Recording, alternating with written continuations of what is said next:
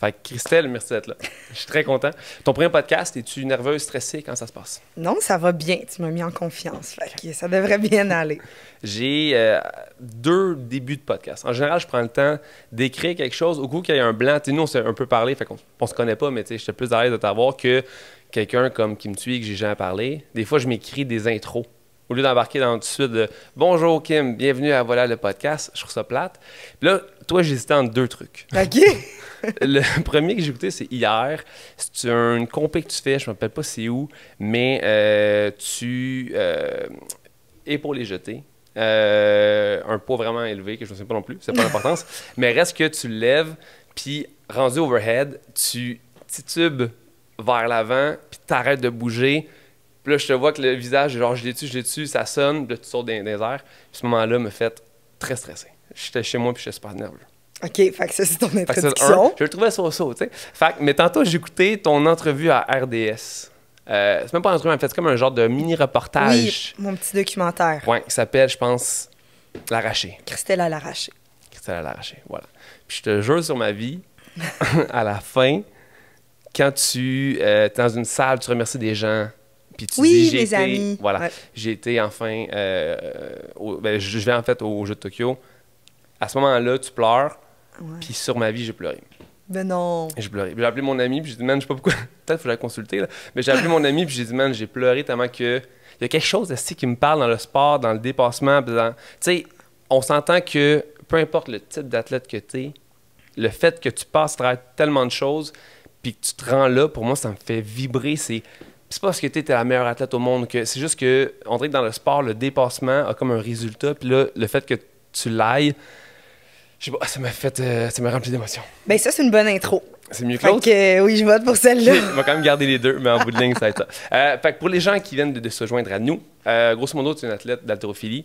J'ai écrit quelques trucs, quelques championnats. Il y a beaucoup d'affaires que j'ai trouvées sur le site de Team Canada qui parlent de toi. Mais grosso modo, tu reviens des Jeux, tes premiers Jeux olympiques à Tokyo, où tu es arrivé 8e. Et là, j'ai lu 2e du plan B. Pas du plan B, du Groupe B. Oui. C'est quoi la différence entre un groupe A et un groupe B? Dans le fond, nous, aux Olympiques, pour l'haltérophilie, on avait à peu près 14 filles, mais faire un groupe de 14 personnes, c'est trop gros. Autant pour la télé, pour les spectateurs, que pour nous, les leveurs. Fait qu'ils ont décidé de diviser ça en 2 groupes. 14 du même poids? Oui, exactement. Dans les 76 kilos, il y avait 14 filles au monde qui étaient qualifiées. Alors, on a divisé ça, groupe A, groupe B. On fait souvent ça. Même au championnat du monde, par exemple, il y a plus de monde, évidemment. Fait que des fois, on fait groupe A, B, C, D même. Fait que c'est juste parce qu'on veut pas faire des groupes trop congestionnés, au même titre qu'un coureur, tu sais, il y a des vagues. Ouais. C'est à peu près le même principe. Fait que groupe A, groupe B. Puis on divise ça généralement avec les totaux avec lesquels les gens se sont qualifiés. Tu mets les meilleurs ensemble? Oui, c'est ça, le groupe A, là, puis le groupe B dans un autre groupe. Moi, j'aurais pu être dans le A, mais en fait, j'ai demandé à mon entraîneur qu'il fasse descendre mon total d'inscription pour que je me retrouve dans le groupe B. Okay. Alors, voilà. Je suis arrivée 2e dans le groupe B. Okay. C'est ça qu'il voulait dire sur le site de Team Parce Canada. que si c'était les 14 filles en même temps, il faudrait que les 14 passent une après l'autre à chaque. Puis le temps serait trop long entre chaque fille. Ben, c'est juste, je sais pas si c'est pour la télé aussi, ça se peut que ça soit pour ça, mais c'est juste, ça fait des groupes qui sont vraiment trop longs, même pour les officiels à arbitrer, parce que c'est 14 personnes, 3 levées chaque. Ça fait quand même vraiment beaucoup de monde. Fait que nous, généralement, on fait pas. En compétition, il y a rarement des groupes de plus de 10 personnes. Fait que là, ils pouvaient pas faire 10 puis 4, c'est pas intéressant. Ils ont décidé de couper ça en 2. Le groupe A, qui est un groupe avec du calibre plus fort, ils le mettent plus tard aussi, fait à des heures de télédivision qui sont plus intéressantes. Okay. C'est une parenthèse sur ma connaissance personnelle. Okay. Merci.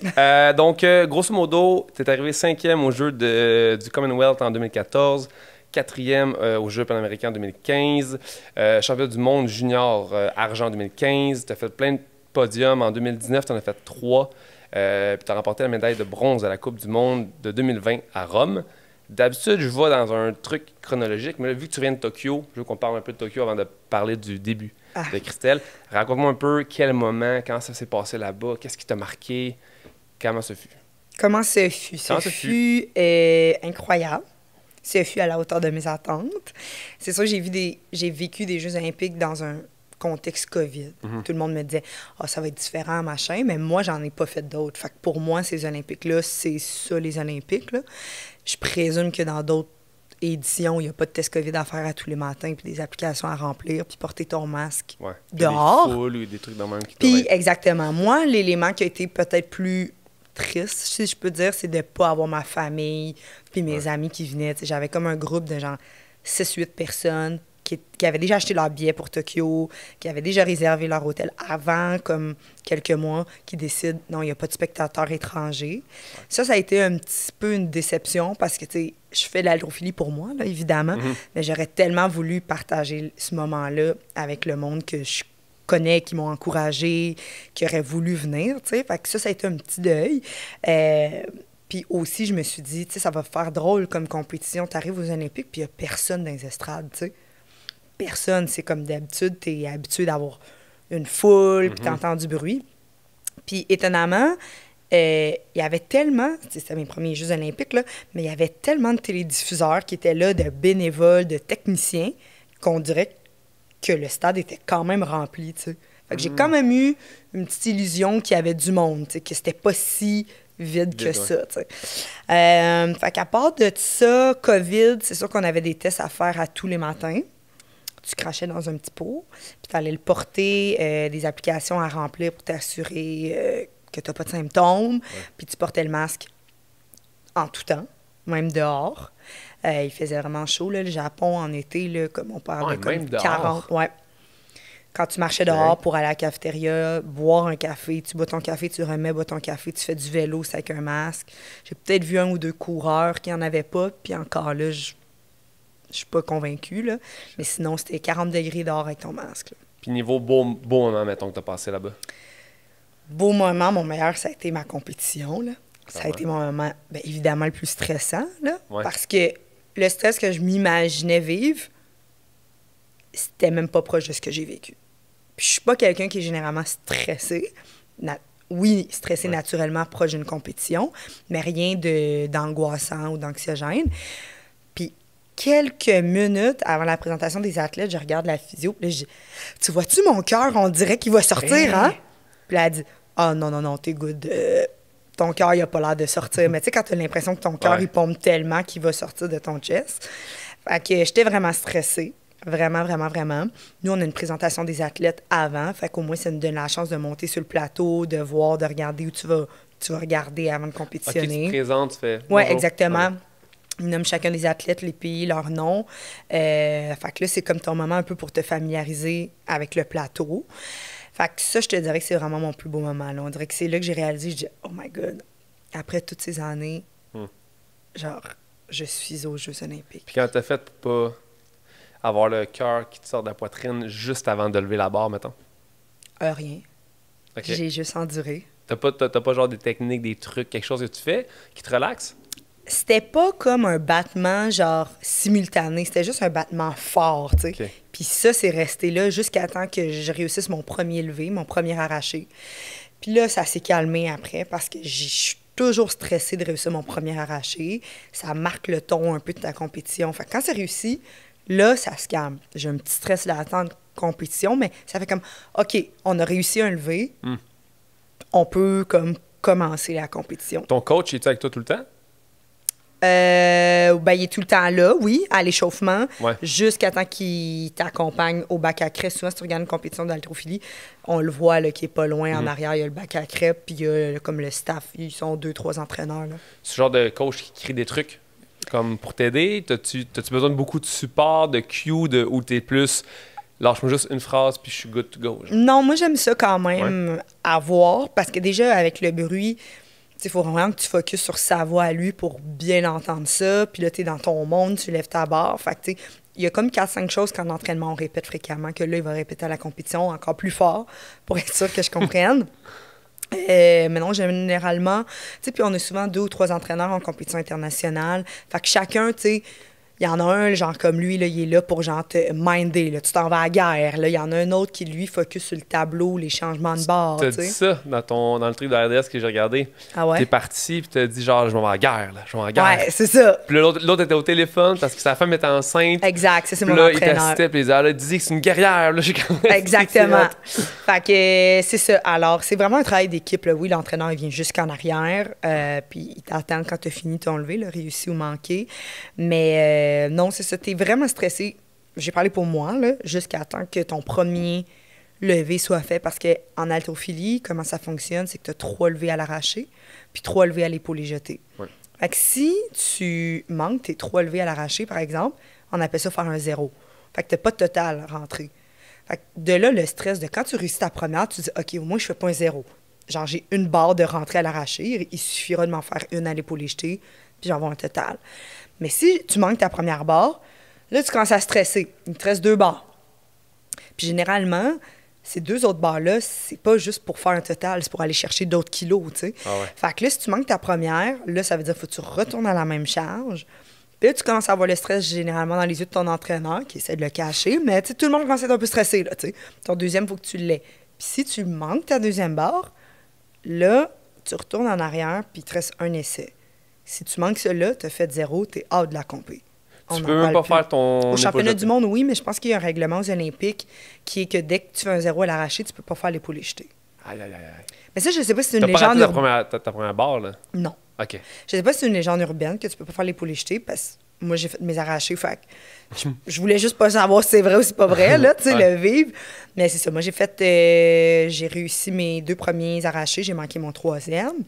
Fait que c'est de là l'importance de, comme, tu sais, réussir ta première barre, te mettre en confiance et non pas la réussir à ton dernier essai parce que je te dis que quand tu mets tes mains sur ton dernier essai, tu te dis, là, je peux passer de faire un total correct à 0 puis je suis out. C'est comme... Est-ce que le sport qui a le plus de travail mettons, compétition versus le sport le plus rapide, je sais pas si tu me suis? Okay, ça dure 3 secondes. Là. Tu t'entraînes, je veux dire, comme quand même 5 ans ce coup-là, mais en travail intense pour faire, tu sais, un truc de natation, c'est quand même long, même la course, tu as plusieurs secondes, là, des tours de vélodrome en vélo. Là c'est genre... C'est fucked up, là. Ben, je trouve que ça ressemble peut-être aux 100 mètres. Par exemple, sauf qu'eux autres, ils ont comme, tu sais, demi-finale, quart de finale. Ils peuvent s'en prendre une coupe de shots. Ils ont quand même quelques fois, mais en même temps, si tu manques tes finales, tu vas, tu sais, ta demi-finale, tu vas pas à la finale. Non, nous, quand tu arrives, quand tu es qualifié pour aller aux Jeux olympiques, tu vas lever sur le plateau. T'sais, nous, on n'a pas de quart de finale, de semi-finale. Ceux qui sont qualifiés, c'est comme si on disait, ceux qui sont qualifiés pour le 100 mètres, on part tous sur la ligne, vous y allez, puis c'est d'attitude, là. On fait pas comme des quarts de finale. Fait que c'est beaucoup de travail pour pas beaucoup de secondes. Puis c'est surtout beaucoup de travail pour augmenter ton total de genre 1 ou 2 kilos. Ça, c'est ce que le monde ne voit pas, là, tu sais. Le monde, il pense que, tu majores pas tes levées de 10 kilos par année, là. Ça, c'est une de mes questions sur mon petit papier. Mes clients, en général, qui viennent me voir, là, c'est des gens qui ne s'entraînent pas. Fait que, pour eux, la courbe d'apprentissage est incroyable. T'sais, ils passent de vraiment, vraiment pas de force à... Ils pètent des scores, ils trippent, ils quadruplent leur force, ça n'a aucun sens. Même après, ça fait 4 ans que j'y suis, ils continuent de progresser quand même d'une façon notable puis claire. Ouais. Toi, par année, là, c'est quoi environ en termes de kilos ou de livres que, mettons, sur un arraché, sur une épaule jetée, que tu peux gagner en un an? Ben nous, on parle tout le temps en kilos. Parle-moi en kilos. Je peux faire la... Si tu as des bonnes années, peut-être plus 4 kilos. Rendu à mon niveau. Même pas 10 livres, dans le fond. Non. 1, 2, 3, 4, 5 kilos maximum. Ça, c'est si tu as des années où tu régresses pas. Ma question, si tu vois, mettons, cette année, c'est Maud Charon, je pense que oui. Ouais. Si tu regardes ces chiffres versus les tiens, est-ce que tu peux atteindre ça? Moi, je crois premièrement, en toi, mais premièrement, on n'est pas dans la même catégorie de poids. OK. Fait que ça, c'est le premier truc. Si tu regardes quelqu'un qui est dans ta catégorie de poids, mettons. Ouais. Tu vois, c'est atteignable ou tu te dis ça va être vraiment dur d'atteindre? Mais tu sais, comme juste pour vraiment que le monde comprenne, tu sais, Maud est dans les 64 kilos. Elle a levé plus que moi, plus légère que moi. Ça l'arrive, là. Elle est championne olympique. Fait que c'est sûr. Ouais. Maintenant, à peu près les barres, là, pas à l'arraché. Moi, je suis moins bonne à l'arraché. L'épaulé jeté, on a à peu près le même épaulé jeté, tu sais. Fait que Maude est comme hors de ce monde. Moi, je serais pas championne olympique. Parce que Maude a réussi à faire quelque chose qui était exceptionnel dans un cadre où il y a énormément de dopage. Elle l'a fait sans dopage. Il y avait certains pays aussi qui étaient sanctionnés, qui n'étaient pas présents à cause de sanctions de dopage. Mais outre que ça, c'est quelque chose d'exceptionnel, là, ce qu'elle a fait. Des champions olympiques, nous autres, on n'en a pas beaucoup. C'est jamais ça que j'ai visé, moi. Puis avec les barres que je fais, c'est pas quelque chose qui est atteignable. C'est à cause de toi, en fait. Je pense qu'on s'est écrit avant que tu ailles à Tokyo. Puis j'ai écrit une affaire du genre Go girl, comme ramène une médaille. C'est une affaire comme pas cliché, mais sûrement. Ouais. Puis là, tu me dis une affaire du genre, je sais pas, ça ressemblait à genre comme, tu sais, je vais pas là, c'est sûr que j'aurai pas de médaille. Là, sur le coup, j'ai réalisé, je fais crime. C'est vrai que tu connais tes chiffres. T'as une idée, là. T'es pas. Tu peux avoir une bonne journée. Tu peux avoir une bonne journée, mais une bonne journée, je peux te dire, ça donne quoi? Parce que ce que le monde ne comprenne pas, c'est que, tu sais, où tu pars, tu as une idée à peu près où tu vas finir dans le meilleur des mondes ou dans le pire des mondes. Par exemple, quelqu'un qui part à 95 kilos, il n'y a pas beaucoup de filles qui font des jumps de plus de 5 kilos à l'arraché. C'est ton max. Fait que dans tous les cas, même si tu réussis ta première, 95, 100, 105, et que ça se gagne à 115, tu n'arriveras pas là. Pour toucher 115, il faut que tu partes à peut-être 105, 110, 115. Si 105, tu ne l'as jamais fait, il n'y a aucun entraîneur qui va te laisser partir à cette charge-là. Aucun entraîneur va dire « Je te laisse pas ouvrir ta compé avec une charge que tu n'as jamais fait. » Fait c'est pour ça que c'est quand le monde dit « Oh, viens avec une médaille », moi, si je vois qui est là, tout le monde a une certaine charge de médaille dans l'optique où tu es déjà aux Olympiques. Après, tout le monde peut faire 0 en haut de toi. S'il y avait 7 personnes qui avaient fait 0 en de moi, je serais championne olympique. T'sais. Ouais. Fait que c'est comme ça. Les chances sont peu probables que... Fait que c'est pour ça que je te dis, tu sais, moi, j'allais là dans l'optique de faire un top 10, un top 8. Si j'avais sorti les meilleures barres de ma vie, peut-être un top 5. Mais c'est à peu près ça, tu sais. Ouais. Entre 5 et 10, j'étais vraiment contente avec ça.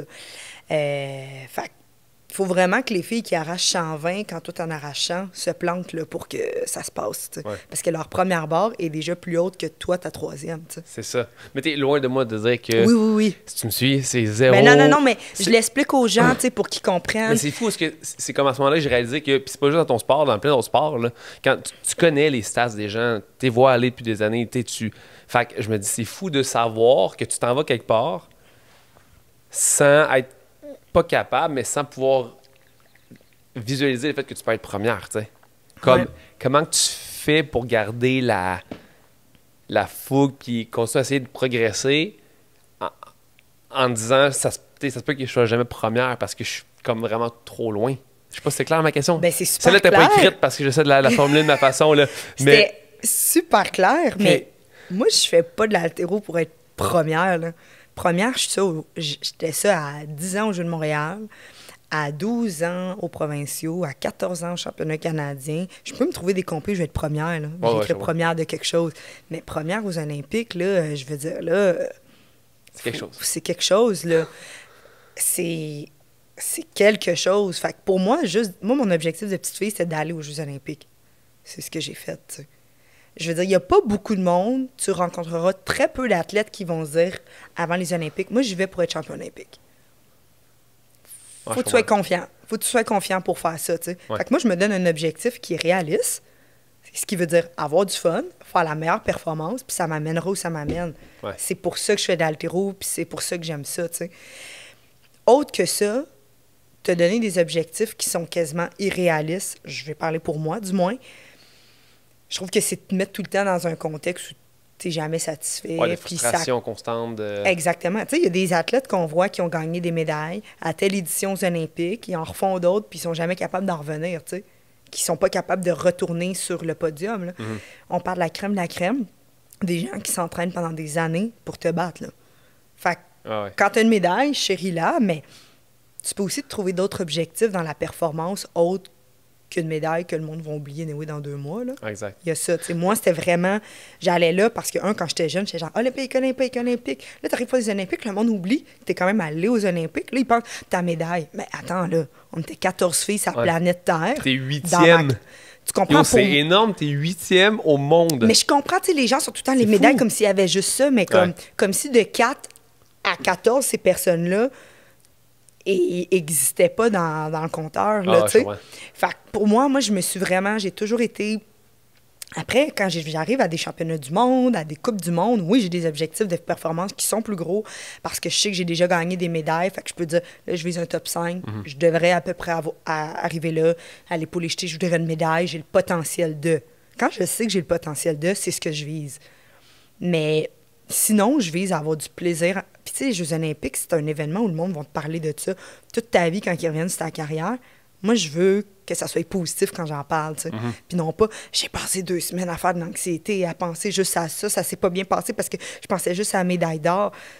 Tu sais, c'est quand même beaucoup de mental que de penser juste à un objectif de performance et non pas au feeling que tu veux vivre tes Olympiques, tu sais. C'est un événement, là. Ouais, quelque chose de fou dans ta vie, là, aller aux Olympiques. Faut pas que ce soit négatif, trop... Ben c'est ça. Moi, je voulais je voulais revenir puis me dire, j'ai-tu eu du fun? Oui. Est-ce que c'était comme je voulais? Oui. Est-ce que j'en ai profité? Oui. Est-ce que tu vas en faire d'autres? J'aimerais ça. Ouais. Oui, j'aimerais ça. Parce qu'en 2015-2016, t'as pas pu aller parce que tu t'es blessé. En fait, c'était pas ça. C'est une erreur qui est sur le site de l'Olympique Canada là, que j'ai dit. On va rayer ça sur ma liste. C'est ça. Je suis pas allée parce que je me suis pas qualifiée.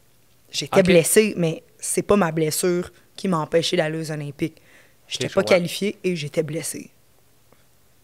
Ouais, c'est ce que c'est 2 choses. Là, fait que non, j'aimerais ça aller à Paris. C'est dans 3 ans, un peu moins maintenant, parce que le temps avance. Là. 2024, on est à l'aube de 2022. Fait que oui, j'aimerais ça m'entraîner, mais nous, on va avoir une réforme en haltérophilie. En fait, comme là, à Tokyo, on avait 7 catégories de poids, avec 14 filles dans chacune d'elles. Puis là, on va en avoir 5 catégories de poids, avec 12 filles.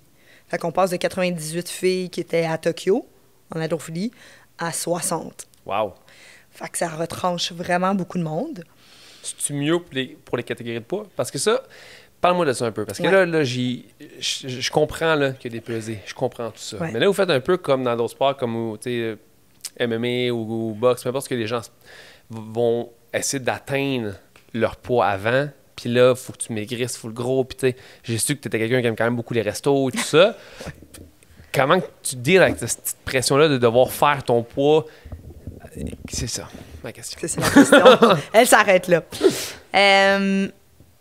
Dans le fond, si je reviens à Paris, on ne sait pas encore quelles seront les catégories. Okay.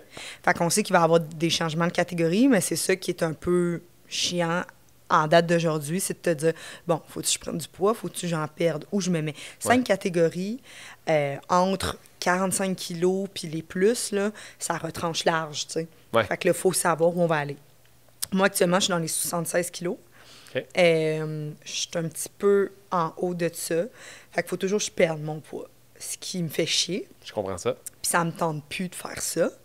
Fait que préférablement, à Paris, je vais me retrouver dans une catégorie qui me permet d'être un petit peu plus naturel sans que je sois tout le temps obligée de tout watcher parce que ça devient un peu aliénant de tout le temps tout peser puis à chaque fois arriver puis dire faut que je fasse le poids, faut que je fasse le poids. La première partie d'une compétition pour les sports de catégorie de poids, c'est de faire le poids. Parce que si tu fais pas le poids, tu compétitionnes pas, tu sais. Puis le monde oublie ça. C'est combien de temps avant? Ben c'est ça. Nous, c'est 2 heures avant. Fait que 2 heures avant, tu peux te déshydrater, pas manger beaucoup avant de faire ton lift. Ouais. J'arrête de toucher mon micro. Tu peux toucher comme tu veux. C'est quand même... C'est ça qui est fucked up, parce qu'on dirait que ça dénature le sport, ça enlève ta top performance, t'en feras pas après t'être déshydraté puis d'avoir coupé ta bouffe pendant 2 jours. Je sais, tu peux rapidement te réhydrater et avoir des techniques de... Je comprends tout ça, là, mais ça reste que le stress que tu as mentalement de faire le poids en plus, tout ça, avant d'élever ton sport, c'est lever la fucking barre. C'est comme, je trouve ça fucké de faire un truc 2 heures avant. Je comprends en même temps que si tu le fais une journée avant, c'est trop long parce qu'après, les gens peuvent vraiment reprendre du poids. Mais je pense que l'objectif, c'est que les gens soient jamais énormément loin de leur vraie catégorie de poids. Exact. Dans le meilleur des mondes. Mais tout le monde sait que, c'est dur quand tu n'es pas naturellement exactement sur cette ligne-là de catégorie que de le maintenir à l'année longue. Je connais pas beaucoup de monde qui ne coupe pas minimalement leur poids.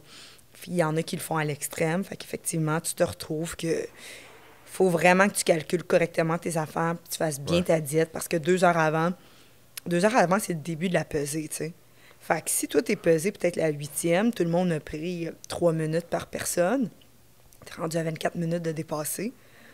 Ça a l'air stupide. J'avoue, 2h24 minutes, c'est énorme. Ben, ça a l'air stupide, mais si t'es la 8e, puis là, il est rendu, tu sais, t'es à la moitié de l'heure de la pesée, là. Fait comme... Quand c'est décidé, ça? C'est un tirage au sort? Je pense que c'est un tirage au sort, là. Puis t'as peut-être la liste qui est affichée comme une demi-heure avant, là. Mais tu sais, tout le monde espère être dans la première, deuxième à passer. Ça veut dire que dès que tu sors, là, tu peux boire ton eau. Mais si tu vois que t'es la 8e, là, tu dois attendre. Tu dois attendre. Puis ça a l'air stupide, mais c'est toutes des minutes qui coulent que là, t'es pas en train de te réhydrater. Mais fait que si la compé est à 15 heures, la pesée commence à 13 heures, puis toi, tu te pèses juste à 13h28. Tu sais, c'est quand même du temps qui se rapproche de l'heure du 15 heures étant la compétition, là. Puis à quel point il faut que tu sois strict avant, mettons, ta compé? Des mois avant, des semaines avant? Ça dépend. Ça dépend de ton poids. Exactement, ça dépend combien que tu as. Moi, j'essaye maintenant le plus possible de ne pas me laisser aller mon body weight trop haut parce que je me fais juste chier après à le couper, tu sais. Tout est faisable dans des dernières semaines, derniers jours. Moi, tu vas faire des water loading, tu sais, puis après, tu vas aller dans des techniques, tu sais. Moi, j'ai dû prendre des laxatifs, toutes des affaires comme ça. Dans une entrevue, tu as dit que tu te couperais les cheveux. Tu te dis, il faut que je me coupe les cheveux ici pour faire la pesée. Ben c'est sûr, là, je veux dire, si je suis aux Olympiques, c'est clair. Au championnat canadien, non. Shave la tête, rendu là. Parce que, non. Pas shavé, là, quand même, c'est ma limite. Là, à Tokyo, mettons, on parle de parler, là. À Tokyo, mettons, t'arrivais, là, t'avais, je sais pas combien tu pèses des cheveux, mais t'avais ton 0,5 livres qui te manquait. Est-ce que tu te rasais la tête? Ben, des cheveux, ça pèse pas tant qu'on pense. Hein. Ah non? Non. Fait que si c'est ça qui me manque, je vais me mettre dans un sauna suit, je vais faire de la corde à danser en essayant de le perdre. Mais si tu me dis que tu ne lèves pas aux Jeux olympiques ou je te rase la tête, je vais le faire. Parfait. Mais je connais d'autres techniques pour perdre du poids en 30 minutes. Genre, je vais cracher avec de la gomme tellement surette, ça va me faire saliver. Ah, j'en ai d'autres techniques avant de me rendre là. Mettons, à travers toutes les années, as-tu vraiment souvent eu à faire ça ou t'arrives comme justement à aller mieux? Là? À Tokyo, c'était-tu rushant ou t'as fait non, j'ai fait le poids assez facilement? Tokyo, ça a été ma perte de poids la plus simple et easygoing. Okay. Dans le fond, premièrement parce qu'il faisait extrêmement chaud. Fait que tu suais beaucoup plus que quand j'étais à Montréal. Deuxièmement, il fallait quand même des longues distances à marcher pour aller à la cafétéria générale. Fait que ça m'arrivait le soir que j'étais tellement brûlée que je me faisais genre un gruau dans ma chambre. Fait que naturellement, je mangeais un petit peu moins. Le stress était plus important. La nourriture était bonne. Mais tu sais, c'est pas la même chose que quand tu te commandes de la bouffe à Montréal. Fait que t'es tout le temps en train de te resservir. Là, c'est une cafétéria. Fait que tu manges ce que t'as à manger. Puis tu t'en vas. Fait que pour toutes ces raisons-là, j'ai facilement fait le poids. Okay. Mais ça a été sûrement la compé de ma carrière la plus facile à faire. Toutes les autres, ça a été extrêmement rushant. Parce qu'il faut que tu pèses toute ta bouffe tout le temps. Ouais. Puis j'arrive tout le temps à dernière seconde, limite. Là. Ah ouais? C'est pas facile pour moi de faire le poids. Là. Moi, j'attends que les nouvelles catégories pour Paris se présentent. Puis heureusement, pour moi, si c'est possible que je sois dans une catégorie, je sais pas. Puis au-dessus, ça marche pas parce que tu vas lever ben trop lourd. Non, c'est ça, parce qu'on a des catégories qui sont non olympiques puis des catégories olympiques. Ce qui veut dire, les non olympiques, tu peux aller au championnat du monde dans ces catégories-là, au championnat canadien, mais elles comptent pas aux olympiques. Ils sont pas représentés. Ce qui veut dire les 81 kilos, qui pourrait être une catégorie intéressante pour moi. Mais la prochaine olympique, c'est 87. Ça, c'est trop. Wow. Parce que moi, je suis une fille qui est peut-être à 79-80 max à l'entraînement, tu sais. Ouais.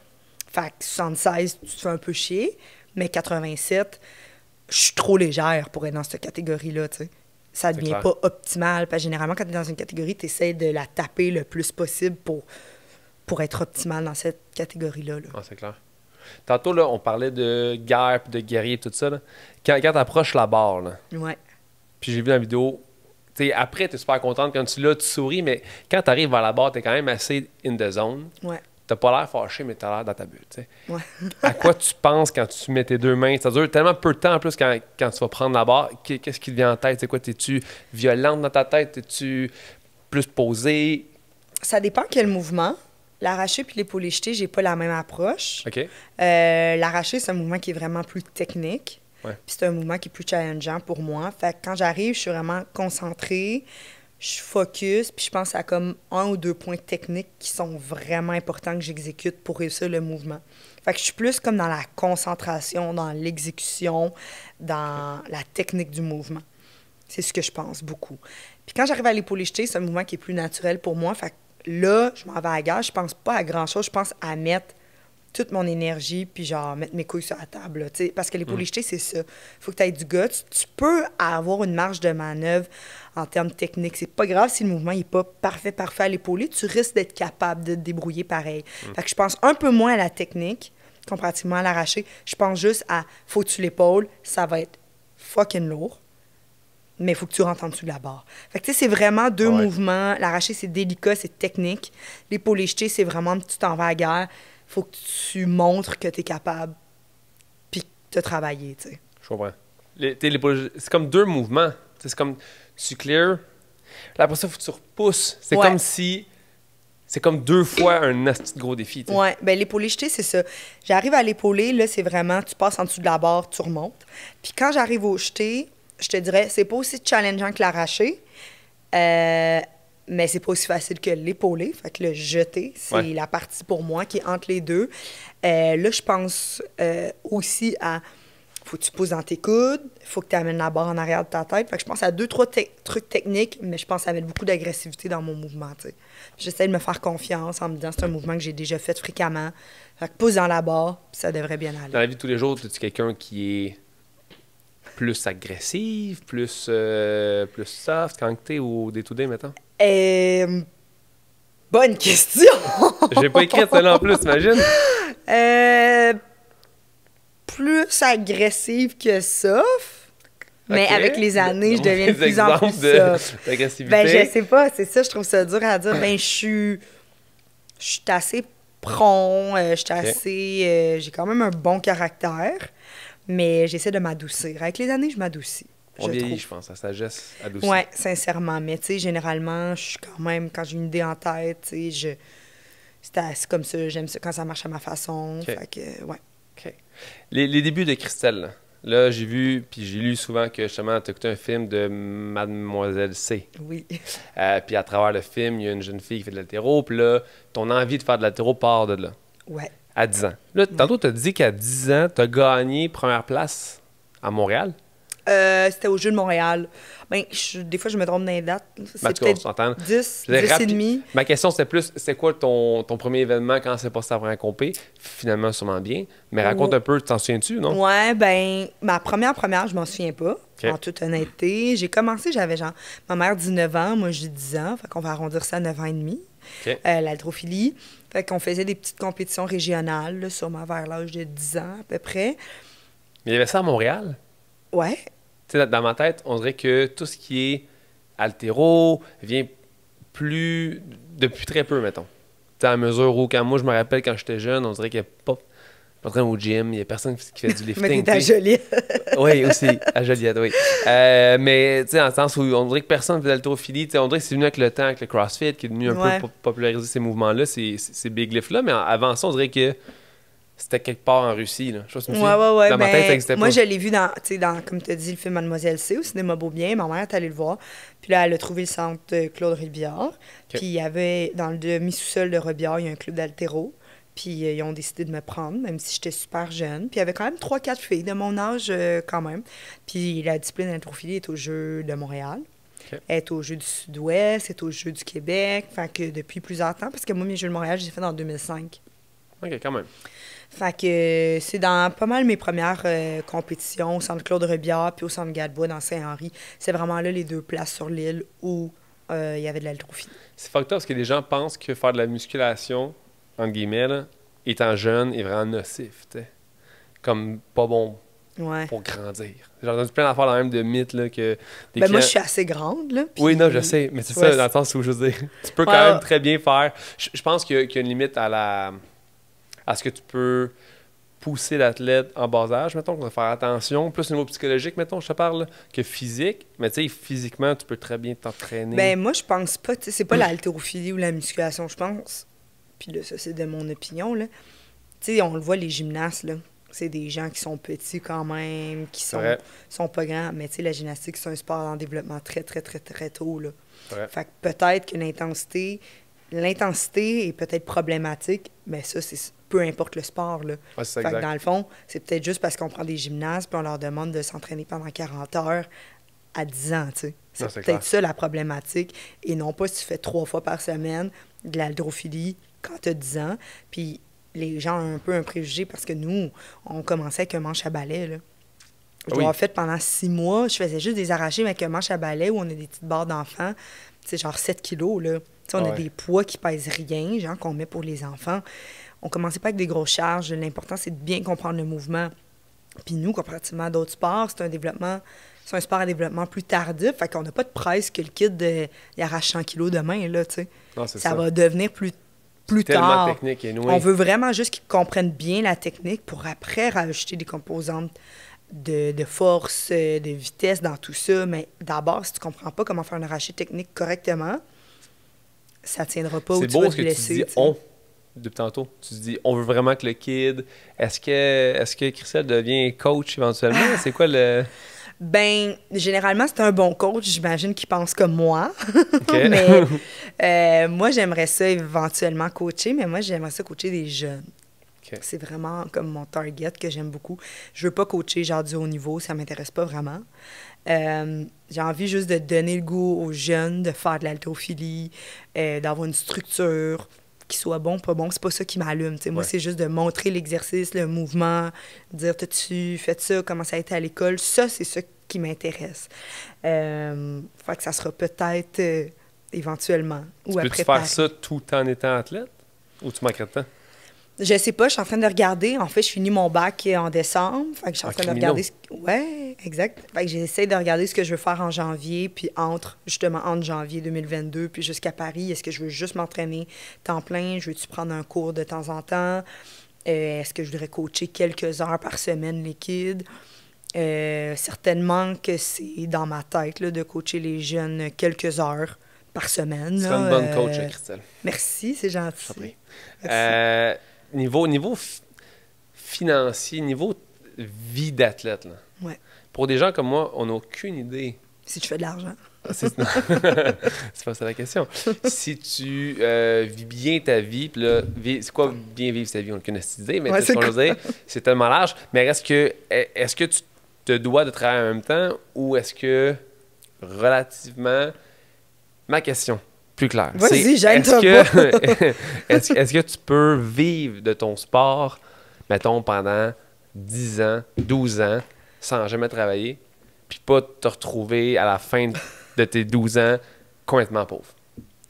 Oui. Fait que c'est pas clair, ça, le cash. Je ne demande pas combien de fois par semaine, je te demande juste clairement. Ouais, j'ai compris. T'arrives-tu? C'est vraiment touché, hein, le monde, quand on parle d'argent. Ben moi, j'ai aucun stress à dire mon salaire. OK, parfait. Sauf que je comprends pour des athlètes, il y a peut-être un côté de confiance avec ton équipe, je sais pas comment ça fonctionne, mais puis c'est pas des chiffres qui sont juste up there de même, là, mais c'est public, notre salaire. Tous les athlètes, là, je vais vous révéler quelque chose. C'est public. C'est public. Si tu écris PA, Programme d'aide financier aux athlètes, c'est gouvernement fédéral. Tout ce qui est gouvernement fédéral, c'est public.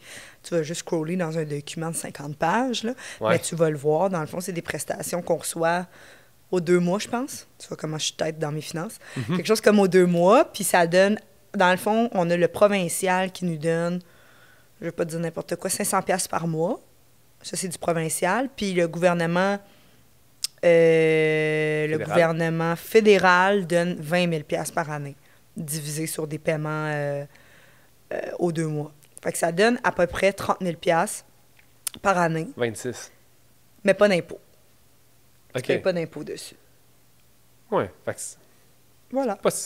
Puis après, ça, c'est le montant de base, qu'on appelle, nous, je sais pas si c'est juste dans le jargon de l'haltéro, mais je pense que non, un carding en anglais, une carte. Pour l'haltérophilie, dans le fond, il y a 6 personnes au Canada qui reçoivent un salaire du fédéral, comme ça. OK.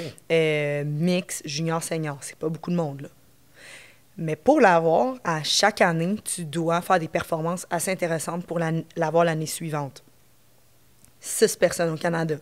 Fait Mixte. Fait que là, actuellement, je crois, si je me trompe pas, on a comme 2 gars dessus puis 4 filles. Puis là, il faut relever nous avant la fin de l'année 2021 pour assurer notre carding pour 2022. Fait que tu dois aller faire des compétitions pour pouvoir... T'assurer, exactement. Après, je sais des que points ou c'est juste des comme, vas-y, c'est super compliqué. Non, non, c'est marqueur, c'est un pourcentage par rapport au top mondial. OK. Fait que dans le fond, le marqueur, c'est la moyenne du top 12 aux Olympiques dans ta catégorie. Là, ils prennent ça. Fait que moi, par exemple, j'ai 98% de cette moyenne-là. Bien là, on peut comparer quelqu'un qui s'entraîne avec moi, mettons Alex Bellemare. Lui, il fait combien? C'est quoi sa moyenne de son top 12 dans sa catégorie? Je donne un exemple, 99%, il me bat. Fait que c'est par pourcentage, on regarde. Fait qu'on prend le top 6 de ceux qui ont le meilleur marqueur, les meilleurs pourcentages, et puis c'est comme ça qu'on les finance. À chaque année? À chaque année, exactement. Ben le top 12, il est toujours par rapport à tes derniers Jeux olympiques. Mais ça se pourrait qu'une année, tu ne sois pas là, mettons. Ah, bien sûr. Si tu as une année que ça va moins bien, que ça ne performe pas, ou que le top 7 est super fort, puis toi, tu rentres 7e, tu es à 1%, tu peux perdre ton salaire, ton funding pour l'année suivante. 6 personnes, c'est vraiment pas beaucoup. Il y a des sports comme la natation, patin de vitesse, qui ont beaucoup de cartes, là. Des douzaines de cartes. Mais c'est sûr que c'est des sports qui ramènent beaucoup de médailles. C'est ça, au Canada. Fait que le gouvernement fédéral, eux autres, ils doivent avoir une enveloppe budgétaire, puis là, ils disent, bon, tel sport, on leur donne tant. Parce que quand je dis tant, c'est de cartes, là, de personnes qu'on peut financer, parce que c'est tout le monde, tout le même salaire, tu sais. Fait que c'est comme, ben là... OK, tout le monde a le même salaire. Oui, tout le monde a le même salaire, peu importe ton sport. Fait que même si t'es gold en natation... C'est la même affaire. Après, il y a peut-être des trucs dans leur fédération à eux, qui eux autres, ils ont peut-être des primes de performance, des primes, ça, je sais pas, là. Dans les clubs, dans les fédérations, dans les tournois, ça, je sais pas. Mais le gouvernement fédéral, c'est le même salaire qu'ils donnent à tout le monde. Et puis voilà, fait qu'il y a des sports, effectivement, que c'est plus facile d'être cardé parce qu'ils ont, je sais pas moi, 14 cartes, mais nous, on en a 6. Fait que c'est comme ça. Puis après, ben, il y a des commanditaires qui rentrent en ligne de compte. Ça, c'est libre à tous. Fait que les athlètes que tu vois qui ont l'air d'avoir plein de cash, il y en a peut-être plein parce que, ben, je sais pas, ils ont Toyota, Sobeys. Tu sais, là, après, c'est à toi que tu peux avoir plein d'autres choses qui rentrent en ligne de compte. Quand tu vis avec ça, est-ce que tu cherches à... Tu sais, clairement, il y a des gens sur Instagram que je vois qui sont des athlètes qui poussent leur Instagram, qui poussent leur réseau à attirer plus de commanditaires. Tu sais, je le vois. Puis d'autres qui font leur shit de leur côté. Toi, c'est quoi ta vision? Ça te gosse-tu de devoir essayer de faire ça pour faire plus d'argent ou toi, t'es à l'aise avec ce que le fédéral puis après ça te donne? Ça arrive, ta tête. Ben moi, avec mes autres partenariats, avec ça, je suis assez good. Okay. Moi, ça ne m'intéresse pas énormément de faire des posts puis de la publicité. Tu sais, moi, mon Instagram, je l'utilise à la base pour présenter ce que ça me tente, genre. Où je mange, mes entraînements, même si c'est pas des bars qui sont exceptionnels. J'aime l'haltéro, j'aime manger, j'aime mes amis, j'aime mes filles. C'est ça que je présente, tu sais. Ouais. Après, pour moi, je trouve que c'est un effort de plus. C'est moins naturel que de dire « Allô, voici ma nouvelle bouteille d'eau, machin. » Je vais te dire la vérité, ça me fait un peu chier, mais naturellement, pour un certain prix ou pour certaines compagnies, j'ai pas le choix de le faire, tu sais. Mais je suis pas vraiment la personne qui cogne, tu sais, que les gens cognent à la porte parce que c'est pas naturel pour moi de le faire. Puis ça me dérange pas de faire un peu moins de fric au détriment de passer mes après-midi à faire ça. Puis moi, d'un autre côté, j'ai investi mon temps aussi en allant à l'université, dans l'optique éventuellement qu'il m'arrivait quoi que ce soit. Je perds mon carding 1 an, 2 ans, ben j'ai mon bac, je peux aller travailler ou être indépendante du fait que après Paris, je le sais que j'ai peut-être quelques mois, mais après, je vais devoir aller sur le marché du travail. Fait que pour moi, c'était là que j'investissais comme mon temps, c'était d'aller à l'école, on the side, de l'haltérophilie. Fait que non, j'aime pas trop faire des grandes publicités, sauf si c'est vraiment des affaires que j'utilise, tu sais. Vraiment. Sinon, c'est sûr que je vendrai pas mon âme pour vendre des cossins pour 4 t-shirts. Là. Je te file. C'est comme 100%. pas possible. Si tu as le choix entre être criminaux, mettons, travailler en criminaux ou travailler avec les enfants, le choix est simple ou la criminaux t'intéresse pareil? Ah non, ça m'intéresse. Ouais. Moi, je ferais vraiment un hybride.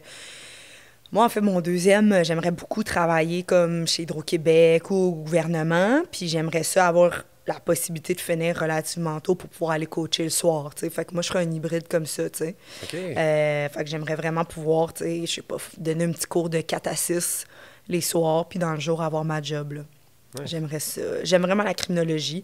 C'est comme ma deuxième passion après l'haltérophilie. J'ai toujours voulu être soit dans le milieu de la police, du droit, mais j'avais pas les notes pour rentrer. Criminologie, ça a toujours été ça, là. Fait que pour moi, c'est un domaine qui m'intéresse beaucoup. T'sais, on parle de passion, mettons, là, quand tu as fini tes jeux, là, tu as n'importe quel championnat auquel tu t'entraînes énormément, est-ce que tu es un peu lassé de l'entraînement après, puis tu arrêtes pendant un bout?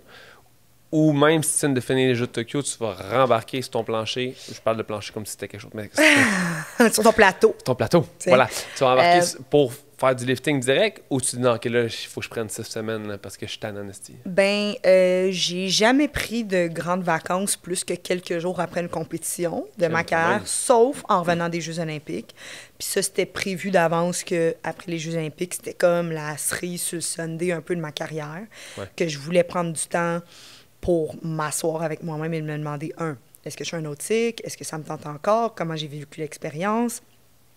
Ça peut sembler stupide, mais j'avais jamais pris de vacances, fait que j'avais envie de rien faire.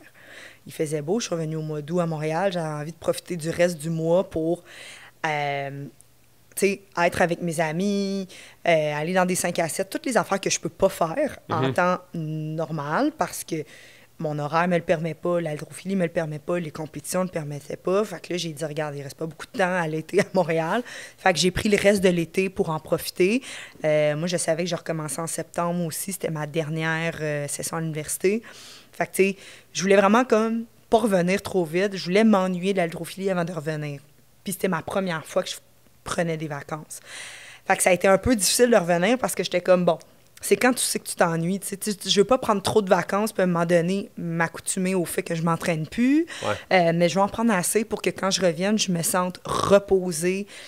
En fait, c'était pas physique qui a été plus difficile, ça a été plus mental, tu sais. La pression des Olympiques, la pression des qualifications.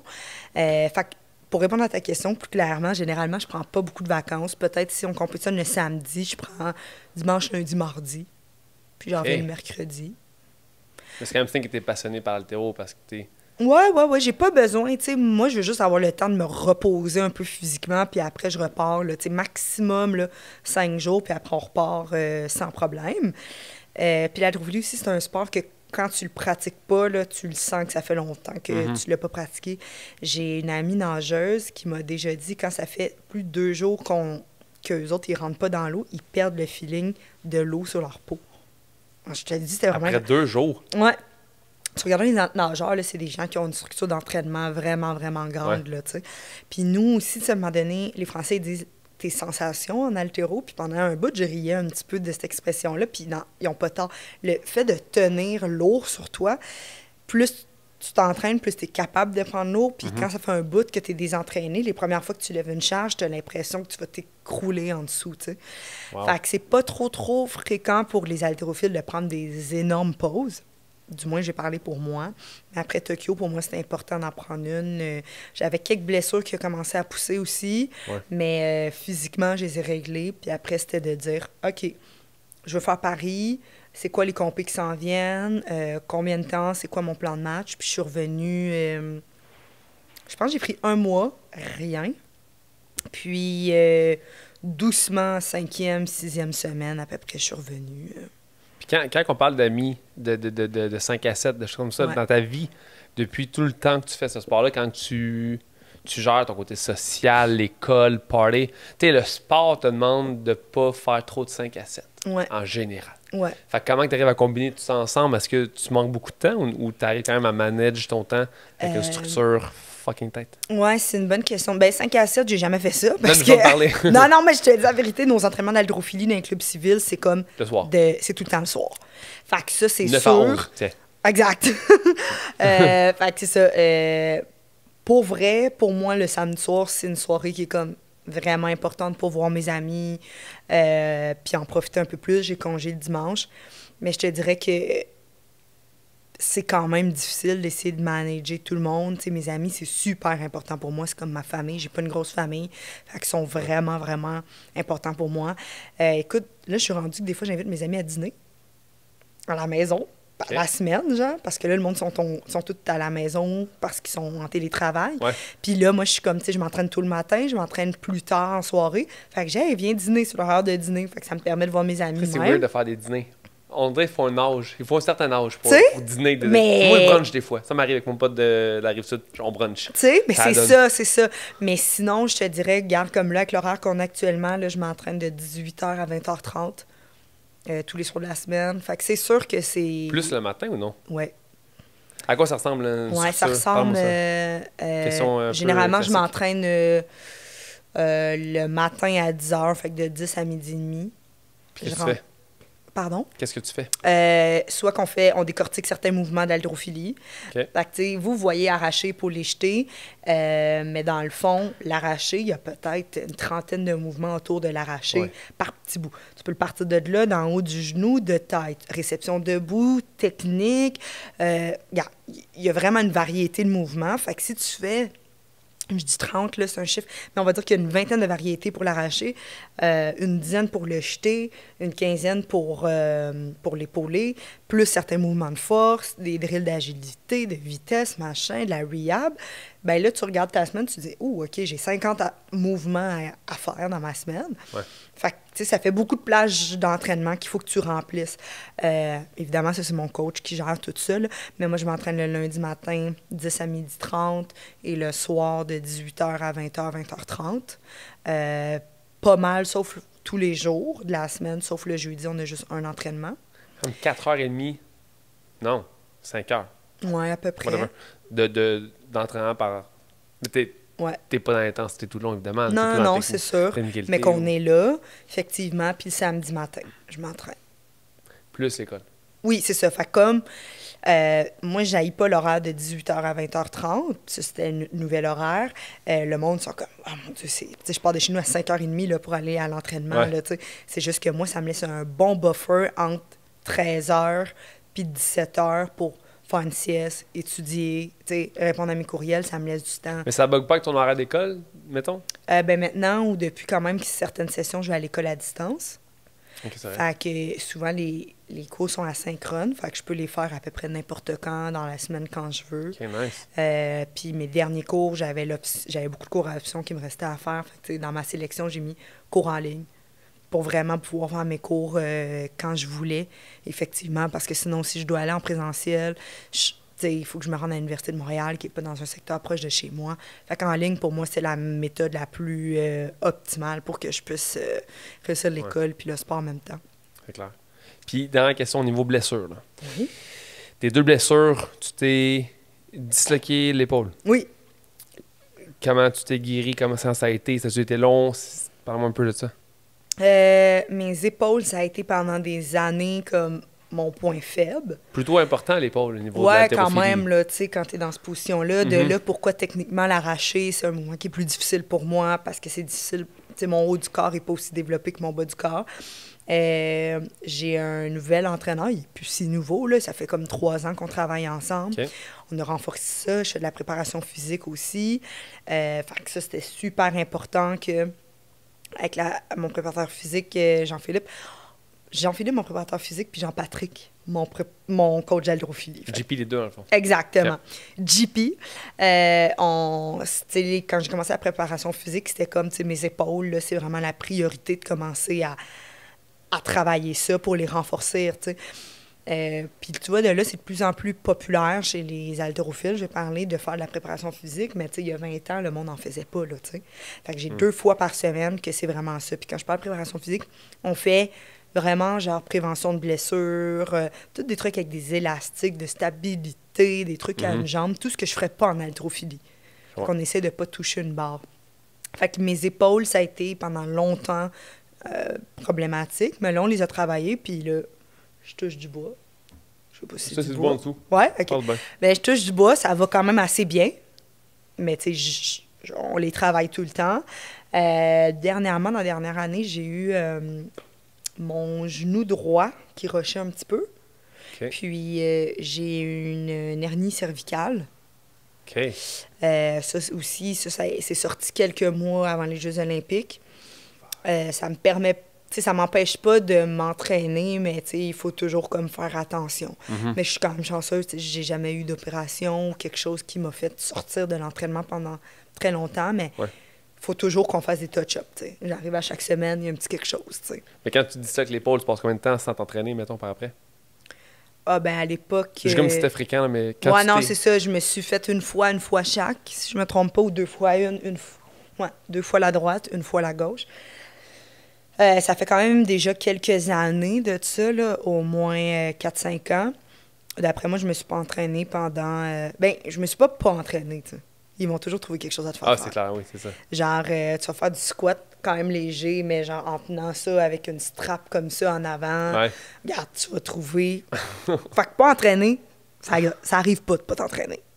Mais pas de mettre de bord, tu sais, quand même quelques semaines, là, quand même, là. Tu sais, en ce moment, je me suis un peu blessé le genou droit en vélo. Ça fait peut-être 3 semaines que j'ai pas fait beaucoup de vélo. J'ai passé 3 semaines sans vélo, sans squatter. Le deadlift, tu sais, d'une plateforme parce que du sol, je trouve, trop de flexion du genou. Je deviens fou, là. Quand là, je fais 3-4 heures de vélo, ça revient. Tu sais, tranquillement, je suis en relais avec mon physio et tout, mais reste que 3 semaines, ça me rend complètement fou dans la tête de ne pas pouvoir squatter. Ça me rend agressif. Ça nique ma vie. Ça nique mon bonheur tellement que ça me fait chier de ne pas pouvoir pratiquer un sport. Fait que je peux comprendre que si t'es blessé puis tout, ça vient mentalement te mais moi, c'est juste... Moi, c'était vraiment dans l'optique de, tu sais, de pas faire quelque chose pendant 3 semaines, c'est vrai que c'est long, là, tu sais, 1 semaine, pas de squat, c'est pas la fin du monde, on fait d'autres choses, etc. Moi, c'est plus que ça m'occasionne un peu un stress parce qu'une blessure, tu sais pas combien de temps que ça dure, tu sais. C'est ça. Moi, c'est de pas savoir. Tu sais, si on me dit, telle date, ouais, 12 janvier, t'es chill. Ben là, on fait comme, bon, on regarde le calendrier, on dit, on va arriver tête, tu sais, mais ça le fait, mais de pas savoir, c'est ça qui m'intrigue un peu. Là, tu vois, je recommence à avoir mal au cou. Au moins, je sais c'est quoi, tu sais, parce que j'ai fait une résonance magnétique. Fait que c'est à peu près les mêmes douleurs. Au début, je pensais que c'est un torticolis. Je me suis réveillée un matin, pas capable de tourner ma tête gauche-droite. Fait que là, j'ai dit, je pense que je fais mon premier torticolis, tu sais. Puis quand ça a désenflé, finalement, on a fait une résonance magnétique, puis c'était une hernie cervicale, tu sais. Fait que c'était quand même un peu plus intense. C'est juste que ça devait être tellement comme pogné, là, que j'étais plus capable. Puis tu vois, là, je recommence à avoir à peu près les mêmes symptômes. Mais au moins, je sais c'est quoi, tu sais. C'est ça. Puis je l'ai vécu quelques mois avant les Jeux. Là, je sais que pendant quelques jours, ça va être difficile. Quand je conduis, je fais attention. On fait pas exprès de mettre plus de pression, de raquer la barre plus qu'il faut. Ça va me prendre, tu sais, un bon 2-3 semaines avant que je chante. Plus rien, tu sais. C'est un énorme bon point que tu amènes de savoir. Si tu me disais, Mike, 12 novembre, là, ça, c'est réglé. Je serais heureux. Tu sais, tu fais d'autres choses. Fait que c'est 12 novembre, fait que je peux me orienter. En conséquence, tu fais d'autres choses. Si le nerf est comme « Ah, t'as un peu moins mal, ça revient. Ah, c'est ça. Une année, ça va partir. » Parce que tu travailles pour, mais c'est comme, on sait pas. C'est ça, exactement. Fait que moi, c'est plutôt ça qui me gosse quand j'ai mal à quelque part. Mais généralement, ça part. Il y en a que ça prend plus de temps. Il n'y a rien qui m'a fait remettre ma carrière, mettons, en question ou en doute. Fait que généralement, ça part, mais effectivement, c'est comme, faut que tu fasses le travail pour essayer de t'aider. S'il y avait une chose que tu avais pu connaître avant ou appliquer avant, comme mettons là, tu parles de préparation physique, y a-t-il quelque chose que tu aurais voulu savoir avant, que tu sais maintenant, que tu aurais appliqué auparavant dans ta carrière d'haltéro maintenant? Bonne question. Merci. C'est ta job. Écoute, 2-3 trucs, je te dirais. Le premier, c'est que, tu sais, moi, ma mère, elle m'a toujours encouragée, là, elle a fait du mieux qu'elle pouvait, mais c'était pas une sportive. Fait que les premières fois que j'ai fait mes diètes quand j'étais plus jeune, j'étais un peu laissée à moi-même. Fait que si j'avais à faire les choses différemment, tu sais, dès le jeune âge, j'aurais dit à ma mère, c'est juste que je savais même pas que c'était possible. J'aurais dit, on peut aller voir une nutritionniste, tu sais. Ma mère, elle était pas vraiment dans le sport, fait qu'elle a comme pas pensé à ça. Puis moi, j'étais trop jeune pour savoir que c'est un service qui aurait pu m'aider à mieux faire mes diètes quand j'étais plus jeune. Ça, c'est le premier point. Le deuxième, je dirais de la prep physique. Je pense que j'ai commencé à être spécialisée très, très, très, très tôt. Puis si c'était à refaire, si je coachais du monde, si j'avais un enfant puis il faisait de l'haltérophilie, je ferais faire, tu sais, fais de l'haltéro, mais comme un tiers du temps, fais de la préparation physique, fais d'autres choses, autant pour devenir balancé, tu sais, devenir un athlète autre que juste un haltérophile. Deuxièmement, le cardio pour ta récupération générale, tu sais. Le monde y pense que parce que c'est pas un sport avec beaucoup de cardio qu'il n'y a pas de pertinence à en faire, mais la récupération vient par le fait d'être capable d'avoir un bon système cardiovasculaire. Et la troisième chose, je trouve que ça change le mal de place. Tu sais, quand tu fais de la prep physique, tu fais d'autres choses. Pas... Moi, je l'ai dit à mon préparateur physique, Jean-Philippe, j'ai dit, moi, je veux pas faire ça avec des barres. Genre, à moins que de temps en temps, on n'a pas le choix. Mais je viens ici, je veux pas toucher à une barre. Je touche déjà une barre tout le long. Écoute, il y a des ballons, des élastiques, des des body weight. On a tellement de choses à travailler. Fait que je trouve que ça fait différent. Ça te donne un objectif qui est différent. Tu sais, des push-ups, des pull-ups, tu sais, des affaires body weight, que là, tu te dis, crème, je lève 130 kilos, puis des fois, je rush à faire 8 push-ups. Ah, exact. Quand même, tu sais. Fait que ça donne... Je trouve que ça donne ça te fait travailler, mais mentalement, tu es dans une autre zone, tu es dans quelque chose de différent. C'est un peu plus ludique, c'est un peu plus fun. Ouais. Ah, il y a 2 points importants. Un, je pense qu'en faisant de la prep avant d'être blessé, te permet de ne pas en faire juste après. T'sais. Exactement. Comme souvent, les gens vont faire de la prep parce qu'ils sont blessés. Fait que là, puis un coup, qui réalisent que c'est bénéfique, ils vont continuer à en faire par après, mais tu t'es déjà blessé. C'est ça. Logiquement, tu risques de beaucoup moins de blessés. La vie est à ce qu'elle est, ça arrive. C'est pour ça que j'ai commencé à en faire. J'étais blessée. Fait que là, j'ai dit, on va faire d'autres choses, puis on va trouver des façons de s'entraîner différemment grâce à la préparation physique. Et puis, là, j'ai vu qu'il y avait des bienfaits. Puis je trouve que pour mon âge, il y a beaucoup de monde qui traîne des grosses blessures, qui se sont fait opérer, des haltérophiles. Moi, non. Fait que je vois vraiment qu'il y a du positif à en faire de la préparation physique. C'est vraiment comme... C'est vraiment, vraiment positif. Puis évidemment... Ça peut pas tout guérir, là, dans le sens, je me fais masser chaque semaine, je vois la nutritionniste, préparateur mental, préparateur physique, mais ça reste que quand tu lèves 130 kilos, ton corps, à un moment donné, oui, là, il va y avoir des tensions à gauche, à droite, mais pour moi, je continue le reste de ma carrière en faisant, là, même peut-être à me rajouter une session de plus durant ma semaine. Mais c'est du volume qui gêne pas, tu sais. C'est ça qu'il y a tout aussi pour les gens qui aiment le gym, là, qui veulent, qui aiment l'haltéro. Une année, tu fais juste de l'haltéro. Tu as une limite de ce que tu peux faire par semaine. Tu peux pas faire. Tu comprends? Il y en a qui mesurent leur nombre de tonnes de kilos qu'ils lèvent là, dans une semaine. En tonnage. Exactement. Merci. Après. Mais c'est ça, ton corps, là, il devient saturé. Là, exact. Ton corps puis ta tête, honnêtement. Moi, je suis passionnée de l'haltérophilie, j'aime ça, mais il y a des fois que ça me tente pas. Là, que je serais comme... J'aurais envie de troquer puis de dire, check, j'ai pas envie de faire de l'haltéro, mais je peux aller en prep physique si tu veux en échange. Je vais bouger quand même. J'ai pas envie de l'haltéro. J'adore ça, mais c'est vraiment toi confronté avec la barre, avec ton succès, ton échec. Là, tu manques, réussi. Tu manques. Ça devient quand même des fois un peu lourd mentalement que de voir manquer des barres qui avant tu réussissais facilement. C'est très confrontant. Tu manques souvent? Dans le sens que, est-ce que tu fais attention avec ton coach de pas trop manquer de barres, puis de pas aller trop au-dessus? Ou c'est quand même assez très intense, ces entraînements en général? Il y a comme des écoles de pensée différentes? Oui. Non, effectivement, on se met pas dans un créneau de manquement trop grand, là. Puis je manque pas trop de barres qu'on n'est pas dans des pourcentages si élevés. En fait, on devrait pas. Mon coach, quand il m'a pris, je manquais beaucoup de confiance à l'arracher. J'avais un taux de succès qui était pas super haut. Fait que ça devient une roue, tu sais. Moins t'en réussis, plus t'en manques, plus tu te dis « Oh, je suis pas si bonne », puis là, on dirait que tu deviens un petit peu dans des idées noires, là, avec l'arraché. Puis il a dit « Non, on va recommencer ». Puis jusqu'à temps que j'étais capable de maîtriser la charge, tu sais, on montait, mais graduellement. Ça a augmenté mon taux de succès à l'arraché. Mais c'est sûr qu'évidemment, quand on essaye des records, quand on est proche de en haut de 95 %, ça m'arrive d'en manquer plus fréquemment.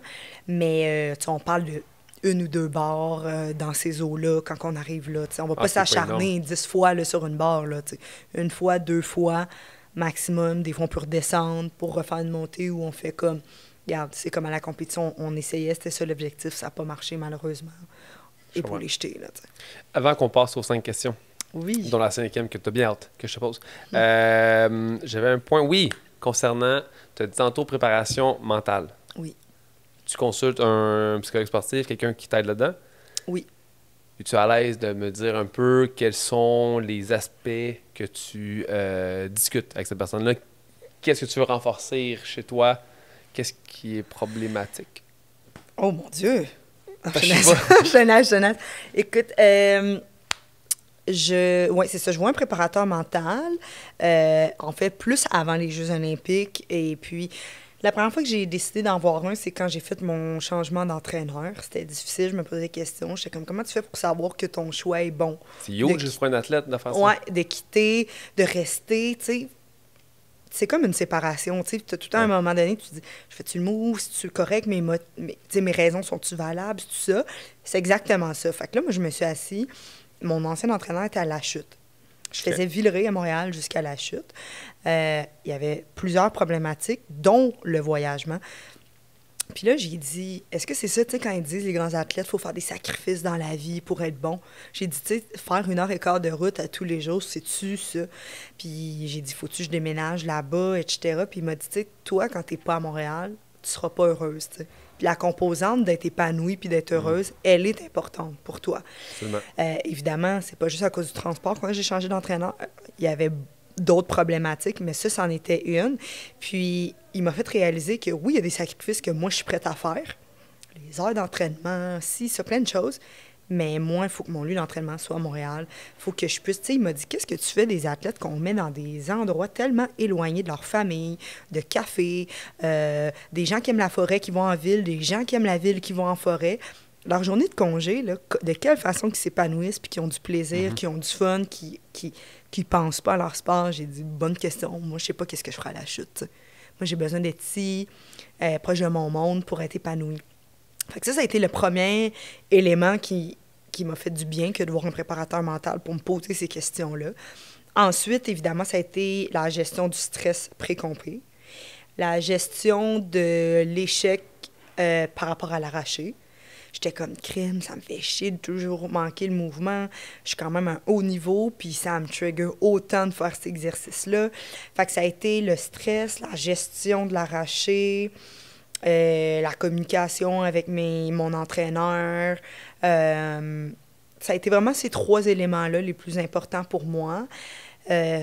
Généralement, tu sais, j'ai pas eu de gros problèmes majeurs qui a nécessité, là, ou que je pourrais en parler. C'était des affaires assez communes, je pense, que tous les athlètes vivent. Mais moi, j'essaie d'être comme la meilleure version de moi-même, là, personnellement et sportivement. Fait que, sportivement, ça se dit-tu? Ça se dit, ça se dit. Ouais, okay, un podcast, ça se dit. OK. À Radio-Can, ça se dit pas, mais un podcast, ça se dit. Bon, d'accord. Excuse-moi, Mass, si tu trouves que ça sonne mal. Fait que pour moi, c'était juste complémentaire à une nutritionniste, un préparateur physique, un bon entraîneur d'haltérophilie, alors un préparateur mental. Et puis là, je le vois plus. J'ai fait Tokyo, ça allait bien. J'ai vu plutôt même un psychologue régulier qui n'était pas dans le sport pour juste, moi, me poser la question, comme j'ai dit préalablement, est-ce que je veux faire encore de l'haltérophilie? Maintenant que j'étais allée aux Olympiques, tu sais, what's next? Christelle, qu'est-ce qu'elle veut faire? Comme tu as dit, coacher, faire de la crimino, etc. Puis moi, on m'avait vraiment prévenu en me disant, tu sais, les Olympiques, c'est un gros high. Fait qu'il faut que tu fasses attention après pour pas comme descendre trop l'eau, tu sais. Fait que c'était vraiment important pour moi, tu sais, préalablement d'avoir du sport puis de me dire, OK, je sors des Olympiques. Puis finalement, ça s'est super bien passé, tu sais. J'ai pas eu de dépression post-olympique ou de blues. Moi, pour vrai, maintenant, je vis vraiment comme ma meilleure vie. Tu penses-tu que ça aide de savoir que tu n'allais pas faire le top 3? Tu sais, mettons, moi, je suis deuxième en général. Là. Ouais. Je suis comme tape, là, je suis comme, je vais être sur le podium, mais tu sais, je suis pas loin d'être premier. Puis là, tu sais, ce stress-là doit peut-être être différent aussi à mesure où je suis même pas dans... J'ai aucune médaille. Là. Puis d'habitude, ça fait comme 2 fois que j'y vais, puis que j'ai comme des médailles. Puis peut-être que ça, c'est comme quasiment plus stressant. Peut-être que l'approche que tu as un type bénéfique d'avoir peut-être avoir moins de stress. Oui, c'est sûr. Mettons, si on parle pour le poste, mettons Tokyo, puis tu sais, bon, c'est sûr, les attentes que tu te mets après, il y a les attentes que tu te mets, puis est-ce que tu les réalises? Il y a comment tu perçois l'olympisme, mais moi, t'entendras pas beaucoup d'athlètes dire ça. Moi, je vais avoir du fun, puis je veux enjoy. Ben oui, mais c'est pas fait chier pendant 15 ans d'entraînement pour que ça soit si stressant. Fait que je pense que quand je les ai faites, après, moi, c'est comme I made it. Ouh, j'en profite, tu sais, j'ai du fun maintenant. Fait que t'as 100% raison par rapport à ça. L'autre chose, je pense que c'est peut-être aussi... Tu vois, les Olympiques, là, gros, là, tellement gros. Puis des fois, peut-être le monde pense que leur vie va changer après, là. Mais tu reviens dans ta même vie. Fait que si ta vie, t'étais pas super ou t'attendais qu'il se passe quelque chose après, peut-être que là, t'es comme... Gros down. Mais là, comment ça que... Mais moi, ma vie, je l'aimais très bien. Là. Je vais à l'université, je vais m'en dans Rosemont, j'ai 2 filles. Genre, comme ma vie avant, moi, ça a été juste un plus que de faire les Olympiques. J'ai fait comme, I made it, je suis super contente. Je vais avoir mon bac en décembre. That's it. Genre, je reviens juste. Puis en fait, je trouve que je suis apaisée parce que mon objectif sportif est complété. Je suis pas encore à la recherche de d'autres choses. Pour moi, d'aller à Paris, c'est un plus, mais l'objectif ultime, c'était d'aller aux Olympiques. Fait que je reviens juste dans ma même vie. Fait que c'est peut-être ça la question, puis je dis pas que c'est la raison pour tous qui font des dépressions post-olympiques, mais moi, c'est la réflexion que j'ai eue, tu sais. Est-ce qu'ils sont accompagnés psychologiquement par rapport à toutes les questions qu'ils ont? Puis la deuxième chose, sont-ils à l'aise dans la vie dans laquelle ils reviennent? Puis s'attendent-ils à quelque chose après que leur moment est fait, tu sais? Mais t'as plus qu'une passion aussi, tu sais. Fait que je pense que ça aide en revenant en disant comme ça c'est fait, mais je veux quand même faire criminaux, je veux quand même peut-être entraîner des jeunes. Oui, c'est sûr. J'ai ma famille, il y a des gens qui sont tellement c'est focus sur un truc que tout le reste, ils s'en foutent. Mais c'est ça, tu sais, quand ils disent préparer ton après-carrière, tu sais. Moi, ma mère, elle a, comme j'ai dit, elle n'a pas été dans le sport du tout. Fait que moi, ma mère, là, aller à l'école, c'est super important. J'ai pas manqué une journée pour faire de l'haltérophilie. 0, 0, 0. J'étais allée au collège privé qui n'avait aucun rapport avec le sport. J'étais au métro Préfontaine. J'allais en transport en commun jusqu'au métro Crémazie pour aller au centre Claude-Robillard. Ma mère n'avait pas de char. Je veux dire, mais ma mère, c'était super important. J'allais au cégep qui n'était pas sportif, là, au collège Annecy, j'allais à l'Université de Montréal. Fait qu'il n'y a rien qui a été vraiment adapté pour l'haltérophilie. Ma mère, c'était comme, les Olympiques, c'est une chose, l'école, c'en est une autre. Là. Comme ça peut arrêter anytime si tu as une grosse blessure ou si finalement... t'as pas le potentiel pour aller aux Jeux olympiques. Puis même si tu y vas... Après, et après, là, tu sais, t'as vu le salaire qu'on a, là, à un moment donné... en plus, ça augmente pas selon... Non. C'est pas comme, hey, si t'obtiens la médaille d'or... Ah, ben... si t'obtiens une médaille d'or... Oui, t'as des bonus à la performance. Mais si là, t'as une médaille d'or... Un bonus de combien, maintenant? Je pense que c'est 20 000. Il faudrait que tu donnes à mon char. Dans le sens que, hey, 20 000 dans une vie, c'est beaucoup d'argent quand tu fais comme 40 ou... Mais tu sais, c'est pas ça qui fait comme... Je suis set for life. Non, c'est ça, exactement. C'est pas genre un match de boxe.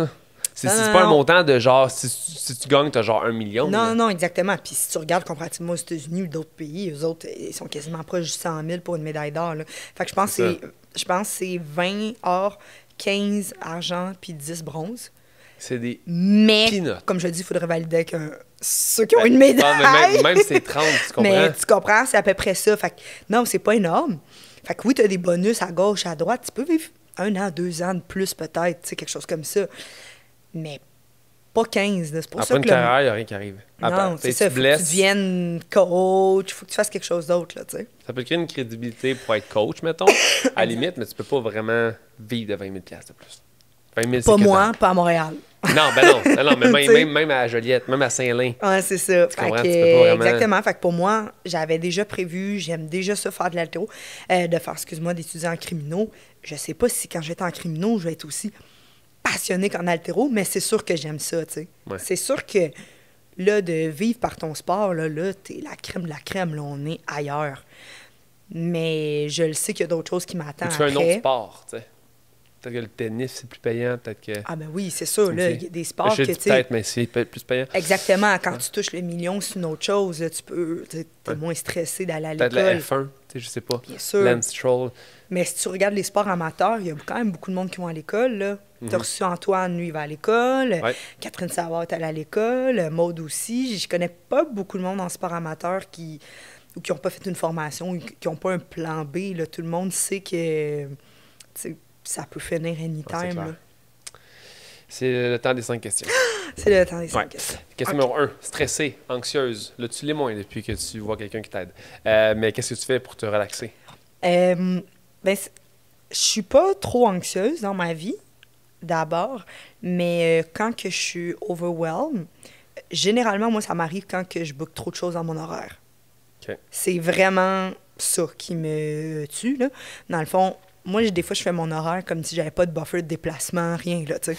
Je suis là, je finis à 5h pile, 5h10, je suis dans Villeray. T'sais, ça marche pas. Ouais. Fait que quand je suis trop stressée, j'enlève des trucs à mon horaire, je suis désolée. Je serais pas capable de faire ça, puis je serais pas disposée à te donner la meilleure version de moi-même. Ça, si je fais ça depuis comme 1 an ou 2, c'est la meilleure chose dans mon cas qui m'aide puis qui me déstresse. Ensuite, je vais dans des saunas. au spa. Puis je prends des bains chauds. Ben chaud. Ouais. OK, moi, c'est bien froid, moi. Oh non, moi, je vois rien de... C'est l'inverse, moi. Je vois pas qu'est-ce qui déstresse là-dedans, mais... Ben, je pense que c'est mental, vu que je pense à rien. OK. Tu sais, t'as frette, là? Moi, je pense à tout, justement. Ah ouais? Moi, j'ai pas le temps, trop frette. Je sais pas si tu me suis. Ouais, Si le bain est assez frais, t'es comme, OK, moi survivre, puis t'es en mode survie dans le bain, puis là, t'as pas le temps. Ça dure pas longtemps, ça, genre, comme mettons 5 minutes, mais après ça, c'est comme. OK. Mentalement, c'est comme. Ouais. Mais physiquement, je suis pas relax après. OK. Je suis pas comme sur mon sofa. Ah, c'est bien frais, ça fait du bien. Tu comprends? Ouais. Le spa est différent. C'est une Bon. approche. Ça. Exact. Deuxième question. Tu as un podcast dans le but d'inspirer. Qui t'invite? Quel Québécois ou Québécoise t'invite au podcast? OK. Ça a été très complexe comme question. Ça peut être plus qu'une personne, hein? OK. Ben, j'ai choisi 2 personnes. La première, j'ai dit GSP, parce que c'est sûr que si je dis que j'ai GSP dans mon podcast, tout le monde va l'écouter. Je l'ai invité, il m'a jamais écrit. Mais c'est pas lui, j'ai écrit non, mais son équipe va jamais me répondre. Bon. Tu imagines le nombre de podcasts, d'invitations qui sont demandés par semaine, ce gars-là? Ah ouais, beaucoup. Je veux dire, à part sur le croise dans la rue, tu fais Yo, what's up, veux-tu dans mon podcast? Si moi j'ai écrit, il faudrait que j'ai une connexion proche, puis moi je suis pas ce gars-là. Moi je vais pas dire Hey, tu connais telle personne? Peux-tu mettre. Moi, genre, si je te connecte direct, sinon je vais pas quitter vraiment personne. Ouais. Ben écoute, il est tout le temps au Arthur sur Notre-Dame, fait que t'attendras là. Arthur étant un restaurant. Parfait, ça. Et très bonne crêpe. Alors, je dirais, c'est ça, GSP, parce que son parcours dans le sport incroyable. Puis j'aurais plein de monde qui voudrait écouter mon podcast. Et puis, la deuxième personne... Marketing. J'ai pensé à ça. La deuxième personne, je dirais Christiane Ayotte, qui est la directrice du laboratoire d'antidopage, qui est à Laval. En fait, j'ai pensé à elle parce que je me dis, ça serait peut-être intéressant que les gens sachent comment que dans le sport amateur, les tests antidopage fonctionnent. Le monde, il pense peut-être que c'est comme au football ou dans les sports professionnels, qui sont testés une fois de temps en temps, puis que tu as des suspensions de 3-4 matchs si tu te fais pogner pour des drogues, ou comme dans la NHL, que tu vas dans des programmes de rehab ou des trucs comme ça. Nous, dans le sport amateur, complètement, ça marche absolument pas comme ça. C'est des tests inopinés, le matin, dans le fond, anytime de l'année, 365 jours, il faut que tu donnes 1 heure par jour de disponibilité pour te faire tester. Tu es obligé d'être à l'endroit que tu as donné. Et puis, ils peuvent venir quand ils veulent pour soit des tests d'urine ou de sang. Tu n'as pas le droit de refuser un test. Tu as une liste de choses que tu peux pas prendre exorbitante. Et puis, voilà, si tu testes positif, c'est 4 ans de suspension. Holy shit! Ouais.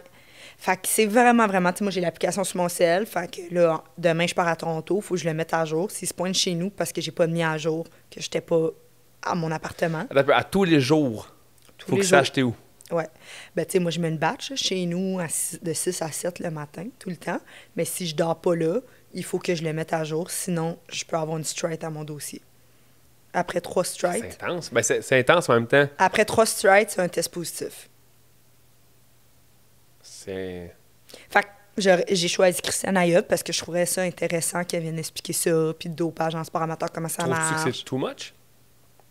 Non. Je trouve que c'est vraiment correct. Ce qui est too much, c'est on a des formations à Pufenet de 4 heures sur l'antidopage, tout ça. T'sais, on pourrait résumer ça short and sweet. Voici la liste. Voici tes obligations. Ouais. Signe le contrat, merci, bonsoir. Quand tu es rendu à ce niveau-là, tu le sais que tu n'as pas le choix, puis etc. Mais eux autres, sûrement, qui veulent se baquer. Mais non, je trouve que c'est comme ça que tu luttes contre les dopages. Des compés où c'était pas testé? Ou ce que des gens sont pas... Que personne n'est testé? Genre, ça existe-tu dans le terreau? Ben, comme les Jeux de Montréal, là. Non, ben les Jeux de Montréal passent ce niveau-là. Je te dirais qu'à partir des championnats provinciaux, on appelle ça des compétitions éligibles à se faire tester. Ça peut arriver que l'antidopage n'est pas là, mais tu le sais pas. Ah, tu fais « Ah, ils n'ont pas l'air d'être là », mais c'est très rare. Souvent, ils sont là, puis ils pigent au hasard 3-4 personnes qui vont tester. Aux Olympiques, évidemment, beaucoup de monde ont passé dans le collimateur. Je dirais au moins 3/4 des athlètes ont été testés. Okay. Fait que c'est ça. Fait que c'est aux compétitions, là, 90% du temps, il y a des agents des agents d'antidopage, pardon. Puis sinon, tu peux te faire tester chez toi fréquemment. Ils débarquent chez vous. Toc, toc. C'est le jour du test. Moi, je donne de 6 à 7. Fait que tant qu'il n'est pas 7h00, à partir de 7h, j'ai le droit de ne plus être chez nous, sans que ça soit un manquement. Mais ils vont s'essayer. Mais ils viennent, 6h50, ils sonnent. je sais que c'est eux, là, Mais généralement. combien de fois par année ils font ça, maintenant? Au moins une fois par mois. Mais ça t'oblige à être chez vous tout le temps, 1 heure par jour. Ben, tu peux mettre ailleurs. Tu peux mettre, si tu veux, de 13h à 14h à tous les jours, puis dire que t'es chez ton ami, à ton bureau Mais de c'est jamais à la même travail. place à tous les... Ben quoi, tu t'entraînes, Mais ça c'est peut pour être à ça ton que gym. je mets de 6 à 7 le matin, parce que je pars jamais avant 7h de chez moi, tu sais. Moi, je mets cette heure-là parce Si que tu je le sais. découches, Christelle, Ben, tu le mets dans ton application. j'ai découché. Ben, tu mets l'adresse. Puis ils peuvent débarquer Ouais, chez la personne que tu découches. ouais, bien sûr. Ah, c'est intéressant. Oui. C'est intéressant, OK. Tu demandes le code postal à la personne. Tu peux Ouais. valider ton code postal, s'il te plaît? Je le mets dans une app. Mais ça dépend chez qui tu découches. Des fois, Tu t'arranges pour avoir l'adresse. je comprends. Parfait. Prochaine question étant... oui, film ou livre Oui. que tu as lu ou que tu as écouté récemment qui t'a marqué. Écoute, film, j'en écoute jamais. Pardon?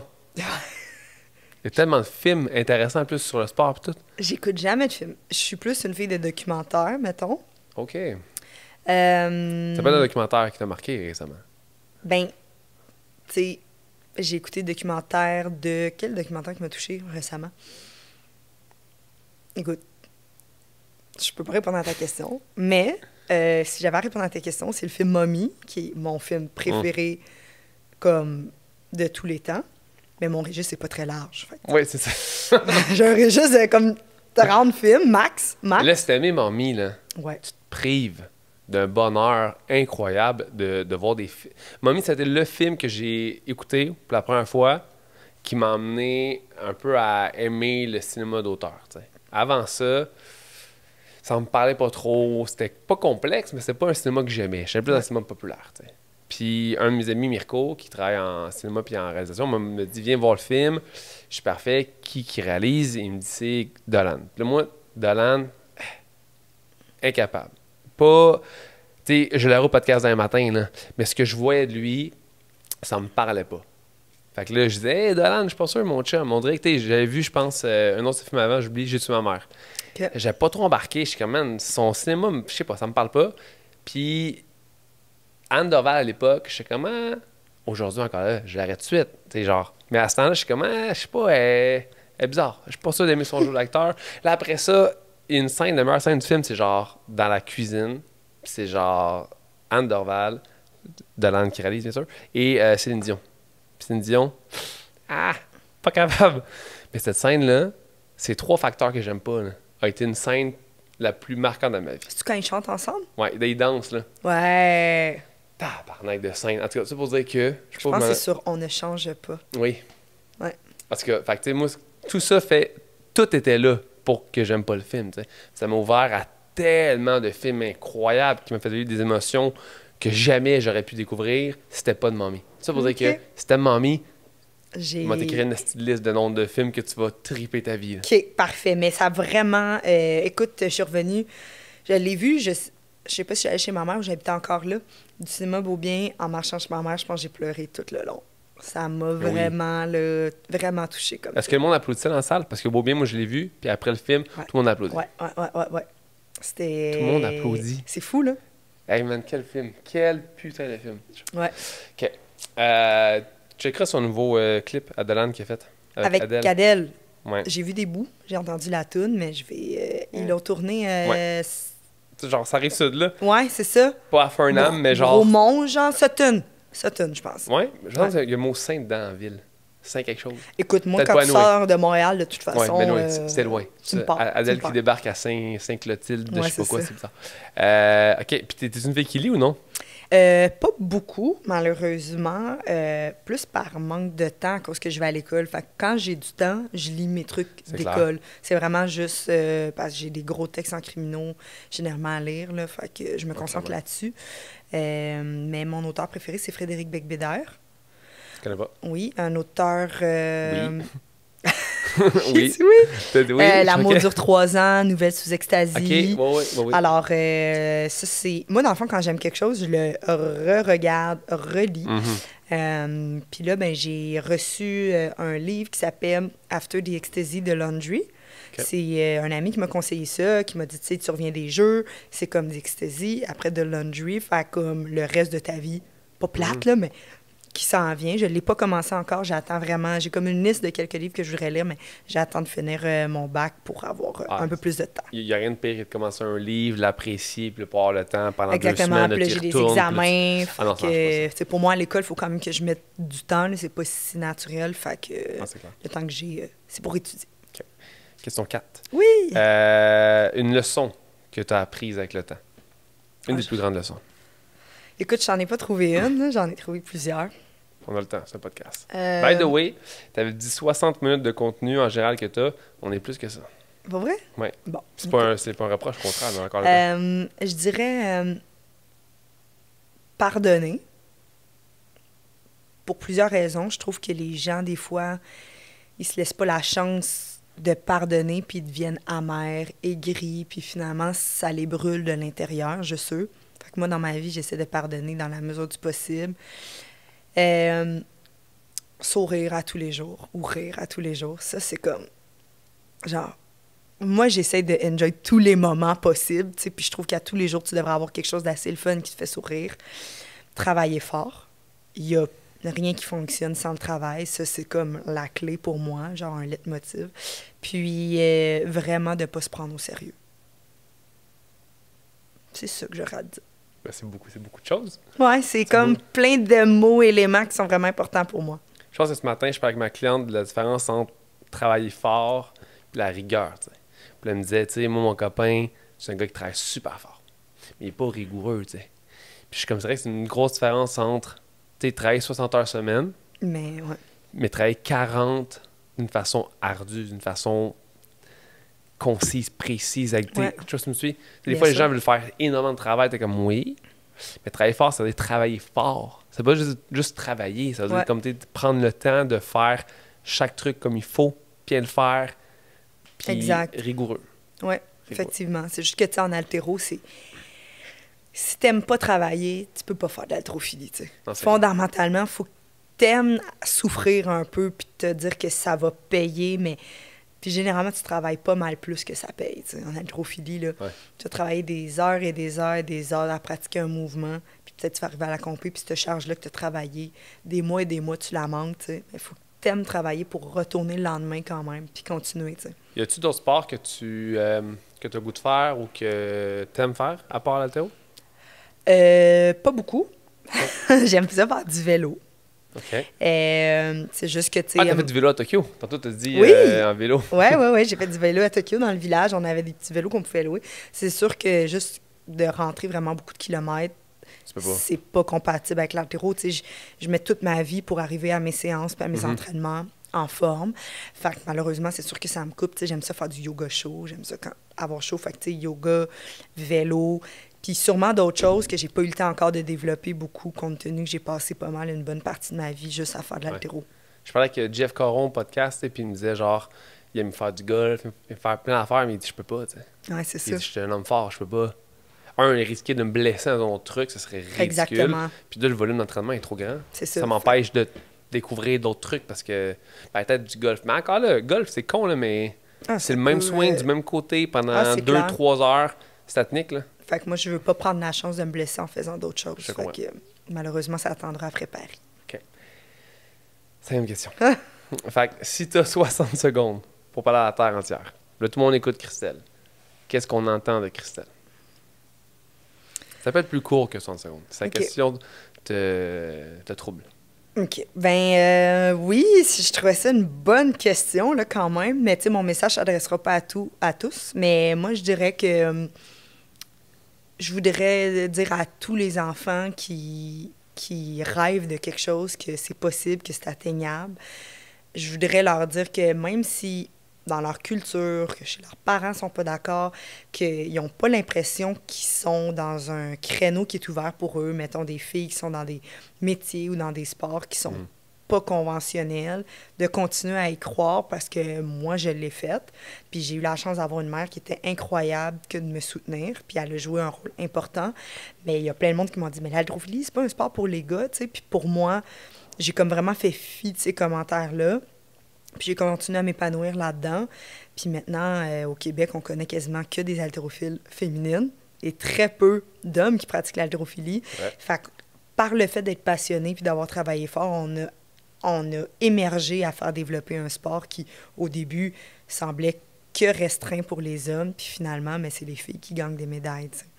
Et là, je rajouterai une 10 secondes pour dire merci à tous les parents qui croient en leur enfant, qui les laissent être la personne qu'ils veulent être, que ce soit dans leur style, dans leur sport, dans leur passion, dans leur art, dans leur champ d'études. T'as mis un enfant pour qu'il puisse être la meilleure version de lui-même et la version la plus heureuse. Alors, laissez-les faire ce qu'ils veulent.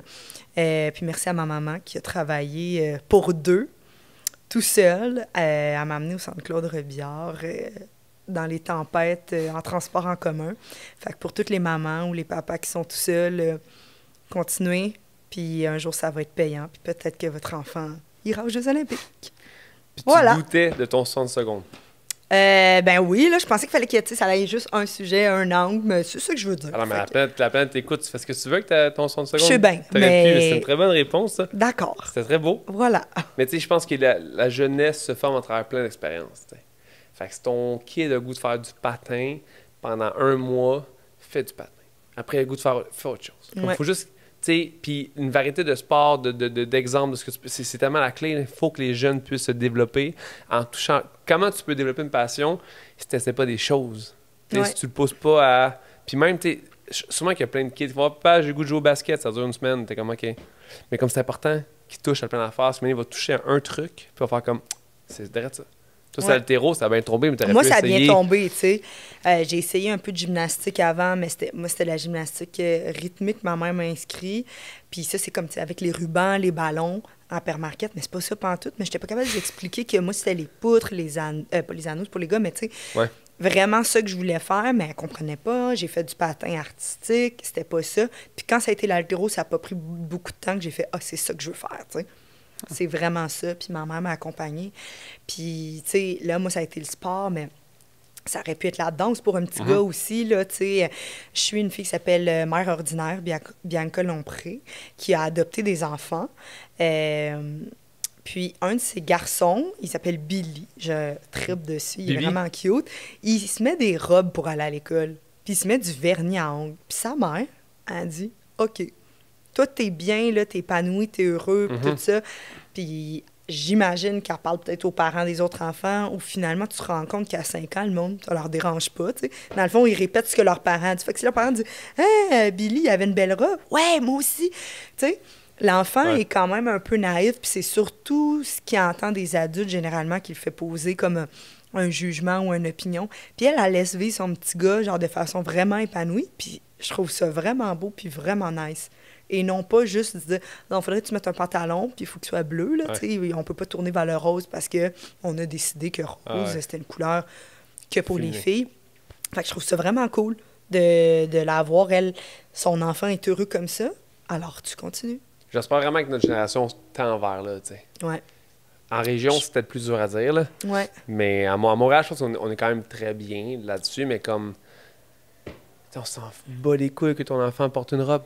Ça se peut que dans 6 mois, il se tanne, là. Mais c'est exactement ça. Billy, là, il y a des fortes chances qu'il finalement, ça hey, les robes, là, c'est une merde. Exactement. Je file le jogging. Ben c'est ça. Ou que ton gars ait porté des pantalons pendant 20 ans, puis 20 ans plus tard, il dit « Ah, moi, je me teins les cheveux. » Tu sais, je veux dire, l'avenir n'est pas dessiné aujourd'hui, là. Fait que laissons le monde avoir du fun de la façon qu'il veut. T'as pas vu Laurence Anyways de Dalan? Non. Ben, c'est ça. Bon, ben, regarde, je suis venue pour avoir plein de suggestions. En tout cas, ça, c'est un bon film de gars qui a attendu trop longtemps, mettons. Avant de pouvoir s'habiller comme il voulait. Bon. Fait que là, il pète une note à genre, je sais pas quel âge qu'il a, mais genre une trentaine d'années. Puis une copine, puis tout, tu sais. Mais il est quand même pas homosexuel, tu sais. Fait que sa copine doit comprendre que lui, du jour au lendemain, il goûtait bien en femme. Puis là, tu sais, comme il est prof à l'école. Puis là, tu sais, tu peux pas attendre. Tu peux pas laisser des gens se cacher d'eux-mêmes pendant aussi longtemps. Non, c'est ça. Ça va être la pire affaire à faire pour un jeune qui se sent pas appuyé par ses parents. Si tes parents, c'est ton modèle, c'est d'eux que tu tires toute ta jeunesse. Si eux t'empêchent d'aller vers qui tu es, mais c'est ça. C'est l'enfer, ça. C'est un des pires splits pour faire souffrir un enfant. Tu sais, moi, ma mère est zéro dans le sport, puis elle était comme, elle venait à toutes mes compés, puis ma mère n'a pas manqué une compé depuis 2005 à Montréal. Wow. Pas une. Sauf avant les Jeux olympiques, on avait un championnat canadien, puis ma mère a été hospitalisée. C'est la seule raison. Elle n'a pas eu d'autorisation de sortir. Sinon, que ce soit dans... Ma mère, elle venait me porter là, au centre Gadebois à Saint-Henri en transport en commun, là, le samedi matin à 9h. Puis elle était comme, ben, on a dit à ton coach qu'on y allait, on y va. Puis ma mère, l'haltéro, là, écoute, ça y a pris 10 ans, là, comprendre les mouvements, là, tu sais. Elle est juste contente dès que je suis sur un plateau, elle trouve ça bon, tu sais. Ouais. Fait qu'elle m'a vraiment... Puis il y a peut-être une partie d'elle aussi qui fait que je suis pas que dans la performance. Tu sais, moi, ma mère... J'arrache 80, 100, 60, 110. Elle trouve ça tout bon, tu sais. Elle m'a toujours comme un peu comme, c'est super bon. Hey! Fait que je pense que ça m'a peut-être aidé aussi de ne pas avoir un parent là, qui était que genre sur combien tu as réussi, combien, c'est quoi la médaille. Moi, ma mère, elle était juste contente que j'ai du fun, puis que je sois épanouie là-dedans. Puis je pense que ça m'a aidé vraiment beaucoup. Mais ton coach est là pour ça, tu sais. Comme si ta mère t'appuie au niveau de l'émotion, au niveau de, tu sais, comme de continuer, de ne pas lâcher, que c'est beau. Si ton coach est là, faire comme... Ça, niveau performance, par contre, c'est moins bon. Là, si tout le monde autour de toi est que dans la performance, c'est là que ça crée des jeunes qui sont hyper anxieux, tu sais, face à ça. Exactement. Puis moi, je pense que c'est vraiment ma force. Mon entraîneur, il est vraiment là, comme tu as très bien dit, pour dire, bon, écoute, là, ça, on l'a un petit peu échappé, ça marche pas. Puis, ben ma mère, elle est juste là pour dire, ah, moi, je trouvais que c'était bon. Ouais. C'est une belle balance. T'es dur avec elle, c'est très bon. Moi, je trouve ça très bon. Mais tu vois, puis ma mère, elle sait même pas, tu sais, ma mère est vraiment comme, elle regarde mon coach, allô, JP. Il pourrait même pas y dire à tel compé. Des fois, il se souvient même pas trop. L'autre compé, oui, c'était bon, hein? Et comme, tu sais, fait que oui. Fait que ça m'a vraiment aidé, tu sais. Pas trop de stress, puis la vie t'en met assez par toi-même. Toi, tu t'en donnes assez, du stress. Ton entraîneur, par la force des choses, par le vouloir de performer. Fait que je pense que tes parents devraient être là pour juste te guider, t'encourager, puis ils venaient t'applaudir. On salue ta mère au passage. Allô, Lise. Merci, Christelle. Ce fut très, très inspirant. Merci à toi de m'avoir reçu.